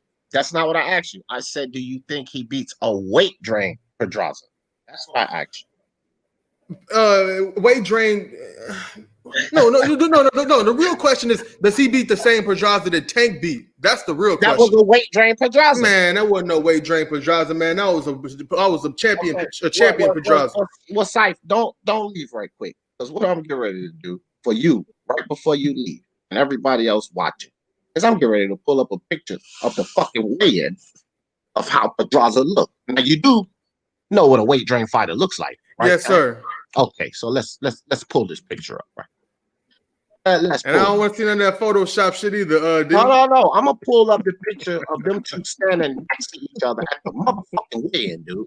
That's what I'm gonna pull up. Because y'all tend to seem like y'all have amnesia when it comes to these goddamn situations. That dude was easily weight drained. And anybody that knows this sport, like you know this sport, Cypher, you could take one look at that motherfucker and tell he was weight drained. So I'm getting ready to pull this goddamn picture up, dude. Because y'all done lost your goddamn mind. Man. Jose Pedraza was clearly weight drained. Oh, motherfuckers, man. What was he weight drained when he fought Loma too? He was in a higher class. You realize that, right? Yeah. Right? So you wouldn't be weight drained in a higher class, would you? Yeah. All right. I mean, would you? Yeah, you're right. Oh, okay. I just want to make sure I ain't going overboard. But still, but man, you playing word salad though, D, because you said that you did say that he was more. Oh man, because I could have sworn you said he was more proven than any Tank opponent. I said he would beat any Tank opponent, and then this is what I said too, Psych Bud. I was arguing with dude. I was saying that I don't feel that either of them are any more proven than the other, because neither of them have faced adversity. Look at this motherfucker's shoulders. I'm looking at his face. His jaw is fucking sunk. This motherfucker was drained, fam. Why is it so hard for Tank Davis fans to accept that shit? Look at the goddamn picture, man. See, Pedraza got like a big brow anyway, man. I usually look at the eyes and look at how far the eyes sinking back into the head. But Pedraza phenotype, man, he just got that look, man. I don't know, man. I plead the fifth, cuz. Yeah, see, it hurts. It hurts, like, but I know it does, because you know what a weight drain fighter look like, dog. You know that's what you're looking at right there. You know you're looking at a weight drain fighter, bro. The truth shall set you people free. Y'all holler about D. Jefferson. I only get up here and try to kick the truth to y'all people, man. That's it. And the facts is that Tank Davis has never been in a goddamn fight that he faced any type of attrition in. You don't get better that way. Period. That's boxing. You don't get better fighting 20 fucking 4 fights of easy touches. You don't. You don't. And possibly, I think maybe that fighter that went into the ring with Tank, that Pedraza that went into the ring, I think he possibly could have beat Shakur on points. Yeah, a current Shakur possibly could have beat him on points. Possibly. I seriously doubt it, but you could be right, and I will give you that he could have possibly beat him Pedraza. Okay. With Leo Santa Cruz, I think we all agreed easily. I will give it to you with Pedraza because I do revere Pedraza as a much superior boxer than that Gamboa that Tank fought. Pedraza is, to me, Tank's best win on his resume. But no doubt. Yeah, but my problem is that it was a weight drain Pedraza. So if a weight drain Pedraza is literally the best fighter on your resume, you ain't too much more proven than Shakur to me. And that's what I said. But then I said after that, I guarantee you that Shakur Stevenson will beat every one of his opponents. Now, with the Pedraza shit, okay, who knows? But with everybody else, I ain't hearing that. Old Chinny Gamboa, get the fuck out. But man, this kid Shakur is super talented. Gamboa don't got enough to beat him. He don't. That motherfucker's on his way out the door, man. He was on his way out the door when he fought Tank, and then when Devin Haney picked up Tank's leftovers of a guy almost out the door. Come on, people. I'm gonna just say, all right, with them top three Tank opponents, man, we're gonna leave it 50-50, man. We both say he beat Leo and the toss up is Pedraza, and I say maybe Gamboa, if he came in today, maybe he might. I don't know. I don't say so. I just say 50-50. But See the Tank fans. This is my guy Wood. Now Wood's my dude. No beef. I love Wood, but he's from Baltimore, and he's Tank crazy. Shakur's overrated. This is the shit that comes from Tank. Shakur is overrated. Shakur's overrated. Look, he just unproven. I'm a bounce deep, but I'm gonna leave you with this, man. On a different note, all the bullshit at featherweight is finna stop, man. After Warrington knock out Zucan and come back and be unified, bro. Because ain't gonna be no more hiding, man. There's too many damn champions been too many champions at 126 for a long time, and it's about to all come out who really want to fight, who really want to unify, man. But I'm out, man. Hey, peace to you, man. Y'all have a good one. All right, Syfe. Yeah. So anyway, man. Anyway, I always seem to get up off of these. Well, how the fuck am I Teofimo crazy? And Teofimo has done everything that I talked about. This the thing, man. Y'all motherfuckers are Tank Davis crazy because he sits here and calls out Lomachenko for 3 years straight. Floyd don't put him in the goddamn fight with him because Floyd knows what y'all motherfuckers don't know. He can't beat Lomachenko. Floyd knows that. See? Like, the roadmap is laid out, but y'all don't want to see. I don't look at the map. Y'all take y'all own direction and get lost in the goddamn forest. The map is right there in front of you, though. Because Floyd is showing you guys, Floyd and Ellaby has shown you guys, whether y'all are in denial or not, that they're not going to put this dude in a fight that he can lose. They've shown you this. They just set up a Leo Santa Cruz fight and hyped it up as this is a valid opponent and he's a 4-division champion. Floyd keeps doing this to you guys. You especially would, and you're buying this show. And then you're putting so much into this show that Floyd is selling you. And then you're going to call a guy like me, Teofimo, crazy, when Teofimo is proving it. Tank ain't proving it. So y'all can say what y'all want about me being Teofimo crazy, but tell me this, which seems more crazy? Me validating a guy that's fucking proven it, or y'all validating a guy who has not proven shit? I think you're the one that's Tank Davis crazy because he hasn't proven a fucking thing. Teofimo's holding all the marbles, and he's the number one guy at 135. Even though the Floyd Mayweather is telling you guys that Tank Davis is the best at 135. But the same Floyd Mayweather that's saying that shit has no problem with putting Tank into a fight of guys that he knows he can beat. So if he knew he could beat Lomachenko, why hasn't he fought him yet? Because Tank don't decide what fights he take. Floyd does. So why hasn't he put him in the ring with there yet? And none of you motherfuckers can answer that question. Well, that's one thing I know about all the promoters and they everybody talk a good game. You sign the contract. Right. Or even offer a fucking contract. Because that's something else Floyd and Ellaby told us, right, Victor? We don't accept offers, we make them, right? So why didn't they make the offer to Lomachenko, right? These Tank Davis fans are fucking retarded, bro. I don't think someone can beat Lomachenko. I don't think even Floyd knows that. No, there's no chance for him. Maybe they're waiting until they believe Tank Davis gets to that point where he can really do something, but it's too late. Teofimo has done it. So they should be looking at Teo right now. So he's the guy everybody should be looking at. David Henning, Tank Davis. If you want to fight this dude, come get him. And he said it. He said he wants to be the pretty boy first before he becomes Floyd. He's saying it to them. He wants to make sure he knocks out. He should have fought Loma before Teofimo. Because now if he knocks Loma out, regardless of if he beats him better, if he knocks him out, you're still just taking Teofimo's leftovers. That's all you're doing.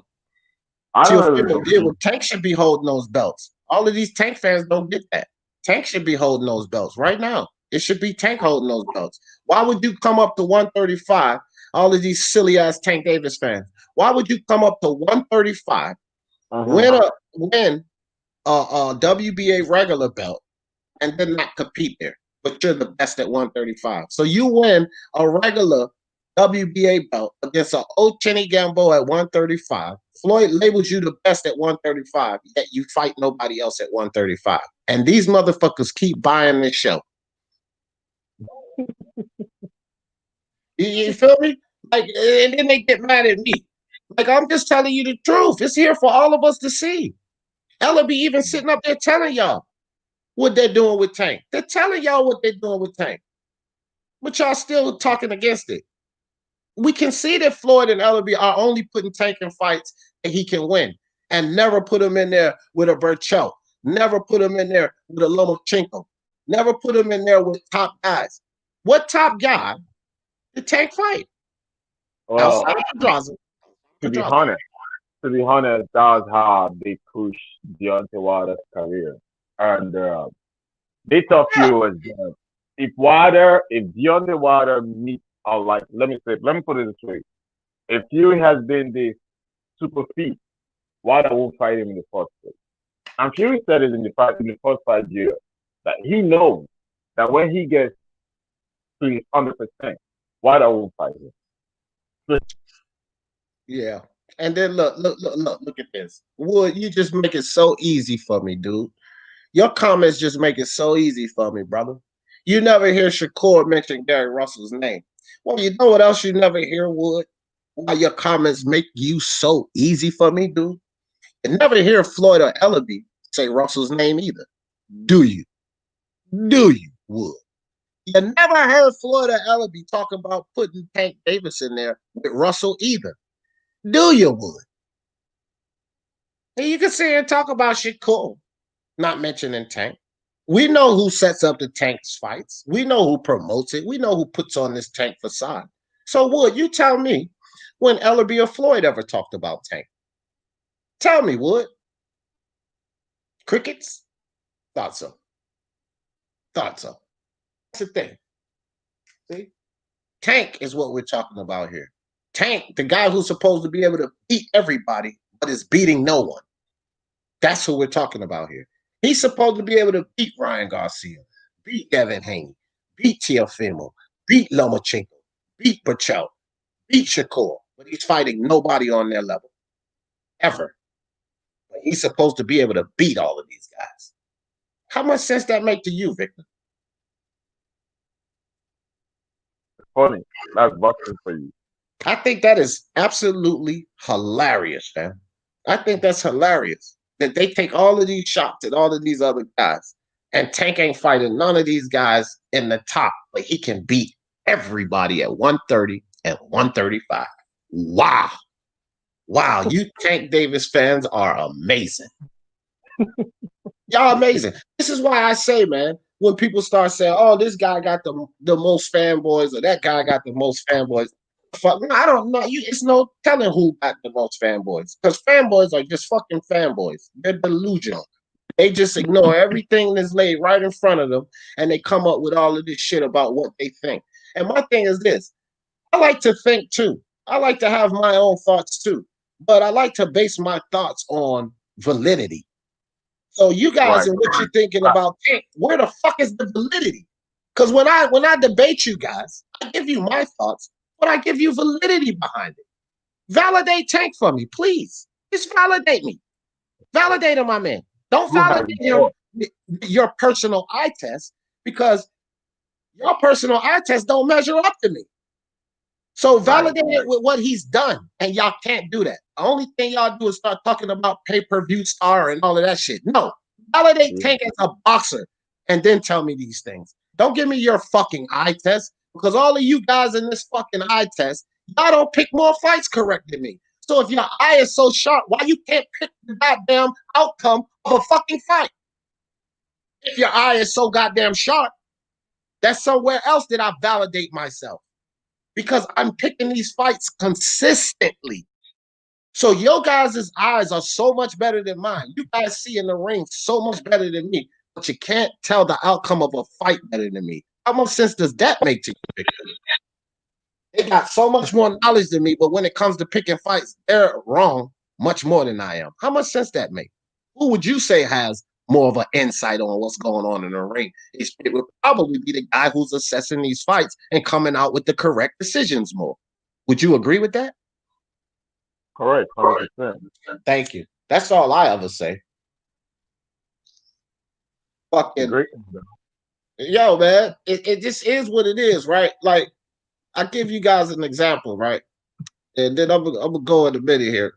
But I want to give you guys an example. See, what I do is I keep receipts, man. And my receipts are easy because my receipts are right here on my own fucking channel, right? And then you say, oh, well, D, you didn't say this, you didn't say that, and you didn't say that. And then I'm going to specifically tell you that is complete, utter bullshit because I have said it, right? And hold on, I'm going to find this right quick. No, there we go. So this is an example of what I'm talking about, where these motherfuckers always talk about, oh, well, this, that, and the third. It would. I don't want no fucking boxing lessons from you because you're fucking mad, fam. I don't want no boxing lessons from you when you're telling me Tank is the bee's knees and he ain't proven nothing. No, I pass, fam. You keep your boxing lessons to your goddamn self because I don't want any lessons like that. So you can can that one. But this is what I'm saying right here. All right, Speak Your Mind Sports Talk. Let me share this. All right, so y'all can see that, right? Check this out, Victor. You see this video right here? See where I'm? See this video? That video says this was streamed over a month ago, right? All right. That video says Felix Verdejo versus Nakatani. Nakatani will be an upset, right? I said this over a month ago. And you got all of these Felix Verdejo fans and Teofimo haters saying that Felix Verdejo is going to knock Nakatani out. Well, all of you idiots, what happened? And I put that shit out over a month ago. That's what validates what the fuck I know about what's going on in that ring. And I do this very, very, very, very often. Joe Joyce, Daniel Dubois. How many people had Dubois beating Joyce? And I said, I can pull it up, but I'm not going to waste my time doing this. That Daniel Dubois will not beat Joe Joyce because here we go again. Frank Warren is not moving him the right way, right? Which he ain't moving him the right way. And then I said, if you're a fanboy, you will know. If you're a boxing fan, you watch boxing for the love of boxing. Making predictions is easy. But when you're a fanboy, it covers your eyes a lot. You don't even see when it's even placed in front of you. You can't even tell. I knew George would beat Dubois, Right. 100%. I knew it. I was really going for a knockout, but the way George he just bring it. I think George just gave Dubois 50% of his style. He didn't go all out on Dubois yet. He was just jabbing his way through all night, and it exposes Dubois' level of exposure to big fights because they've been giving him tomato cans and dishwashers, and he's been looking so good to boost his confidence. Same way they did with Deontay Wilder, like I said before. You know, it made these people believe that they are fighting better opposition, but no, you're not. You've not really tested yourself among the best. Jumping in there with Joyce to me was too early for Dubois for his career. Too soon. And not only did I say Joe Joyce was going to win, Victor, but I said he was going to stop him. Okay. So I didn't assess it as if he's going to win. I said he's going to stop Dubois. Guess what round I said he was going to stop Dubois in, Victor? Don't tell me you get the rounds right. The 10th round. Okay? The Tank Davis fiasco that Floyd was putting on. A month and a half before that shit. I'm throwing up lives left and right. Why the fuck are y'all falling for this WWE event Floyd putting on? Tank Davis is going to stop that motherfucker, Leo Santa Cruz. That's what round I said Tank was going to stop Leo Santa Cruz in, Victor. 6th round. I said, man, y'all talking about this goddamn Jason Rosario because he beat up this damn J-Rock. J-Rock is 10. I said, Jamel Charlo. Right. I said, this goddamn Rosario goes in there looping shots and shit. Jamel Charlo is going to stop this motherfucker. Stop him. What round I said he was going to stop him in? The motherfucking 8th round, fam. And for his brother, I said, y'all clamoring on about Derevyanchenko and GGG. Jamal Charlo's going to beat this motherfucker. I don't think he's going to stop him, but he's going to beat him by decision. How did Jamal Charlo beat Derevyanchenko? By decision. See, this is the fucking thing with these people. You can sit up here and keep hollering about, oh, yeah, D, you don't know what's going on. What the fuck y'all think I'm lucky picking all of these fights right on the fucking money? I think that's luck. Man, get the fuck out of here, Wood. I don't want your classes, okay? I'm gonna decline your classes because my classes, my mind, what I see in that ring seems to be pretty fucking accurate, Wood. What's up, Kangaroo Jack? Hello, everybody. Hope everyone keeping safe. Yeah. I'm getting ready to shut it down, Jack. I just want to hear what you have to say about all of this. Yeah, well, I'm just coming in just to say that I think the undisputed heavyweight championship needs to be announced ASAP between Fury and Joshua. Forget about Usyk trying to fight Joyce for the WBO if he vacates the belt. If AJ vacates a WBO belt, I'll never watch boxing ever again. I'm done with boxing. If he fucking vacates that belt for Joyce and Usyk to fight, and it kind of puts a stop in for the undisputed, I will never watch boxing ever again. It'll be a world shame on boxing. It'd be fucking disgraceful, completely disgraceful. Kangaroo Jack, I will tell you this, Kangaroo Jack, because I know that you're in love with the heavyweight division. I can't share that sentiment.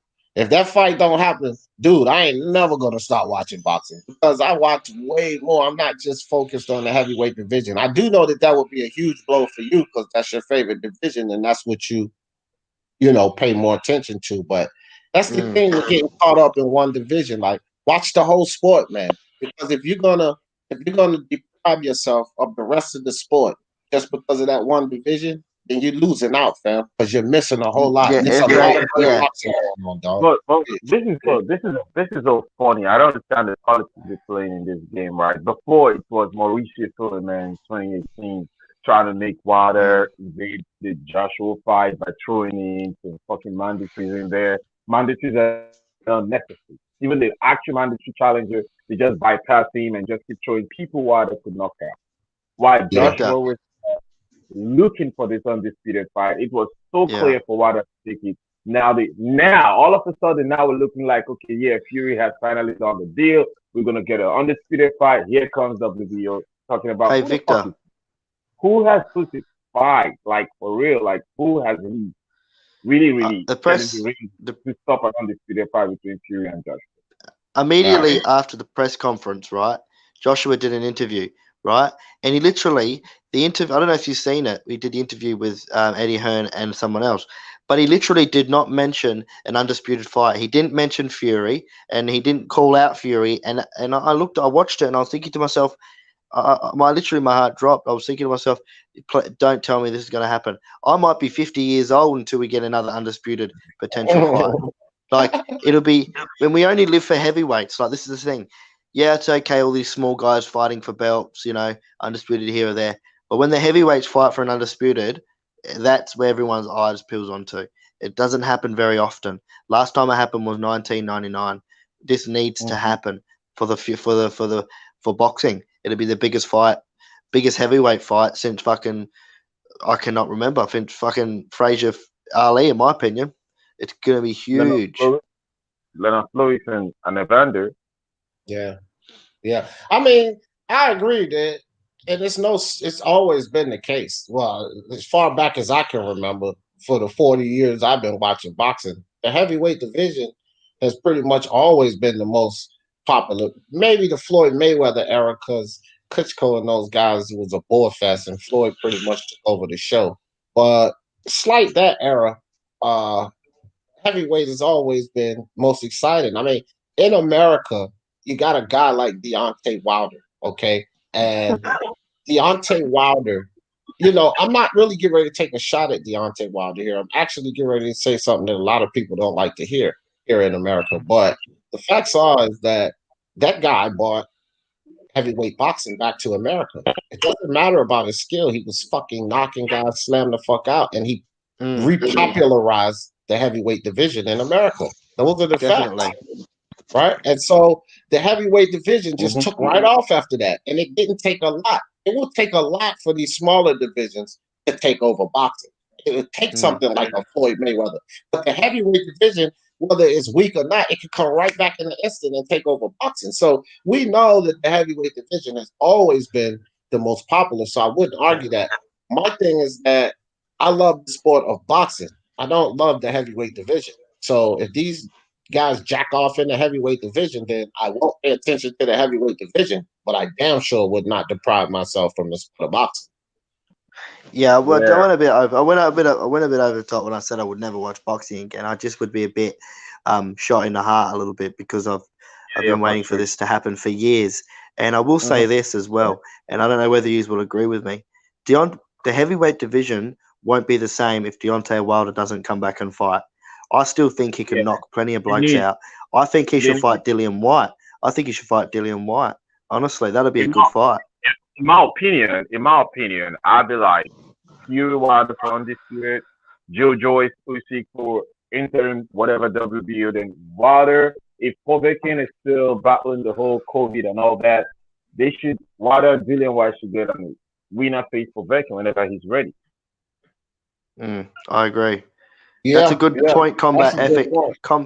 Combat said Kronk style Fury is a different animal than what he was in the Wallen fight. Good point. Yeah, that's why I'm having. Ever since I watched Wilder Fury second fight, I started thinking. Before, I felt Joshua would knock him out, but no, Fury can punch. Forget his whole glove game bullshit. Yeah, I think he got enough. I think he got respectable power enough to to knock out AJ honest, to keep him honest, right? Like, I'm not saying going in there, but he got enough to keep him honest, right? And that to me, that's what makes this fight so intriguing. Because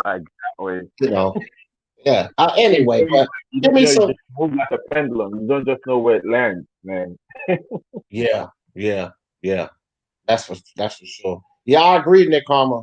He says that Chocolatito and Naoya Noi have done wonders for the smaller weights, for sure. Hey, Victor, give me some closing thoughts, man. I'm getting ready to shut this down. Hey, everybody listening in the chat before Victor and I close this out. If y'all still want some action, shoot over to Unrivaled Boxing Talking News. I'm getting ready to go over there myself after I shut this down. He's having what seems to be a pretty good live going there. It's like 169 people in there, but I'm going to shut this down and head over to Mark's channel, Unrivaled Boxing Talking News. But give me some closing thoughts, Victor. Yeah, my feeling is very good one you're doing. You're doing a good job. Like I've been waiting for this time to come online, but I think I just had a chance to do it today. And I still believe and I pray and hope that we see an undisputed fight in 2021. I can't just wait. I can't just wait. Yeah, me too. I agree with you there, brother. Well, I appreciate you sliding through, Victor. You know you're always welcome, fam. Box fans, you want to come say something right quick? I'll drop the link, bro, but jump in here. I'm gonna let you say a couple words. I want to get this off. But again, though, thanks, Victor. Appreciate you sliding through, fam. Thank you, too. All right. So, guys, I'm gonna say this while box fans probably want to get up here and say something real quick, but I'll say this because we didn't really get to. Yeah, you can still come up, box fans. I'll let you get it off real quick. But Masayoshi Nakatani, which I probably have to pop a live about Masayoshi Nakatani and Edgar Berlanga, just live about these two guys because we didn't really get to talk about these two guys much once we got into the Shakur Stevenson situation. But Masayoshi Nakatani has done a good job, man. He's come back off of the 17-month layoff, a terrible injury, brain injury from the Teofimo fight, and he's come back and he's won him an interim strap. So shout out to Masayoshi Nakatani, the upset underdog. He did it big. And Edgar Berlanga, let's get this kid into some valid fights, you know. Let's not let him fizzle away with just knockout power and never adapt any skill. But, you know, that's what I see about Berlanga. So I don't know, box fans. Next time, my friend, next time I'm getting ready to shut it down. Y'all go on over to Mark Unrivaled if you still want some live action boxing talk, Unrivaled Boxing Talking News. Sorry, but y'all know how I always end this thing. For the love of sports, let's talk about it. Peace.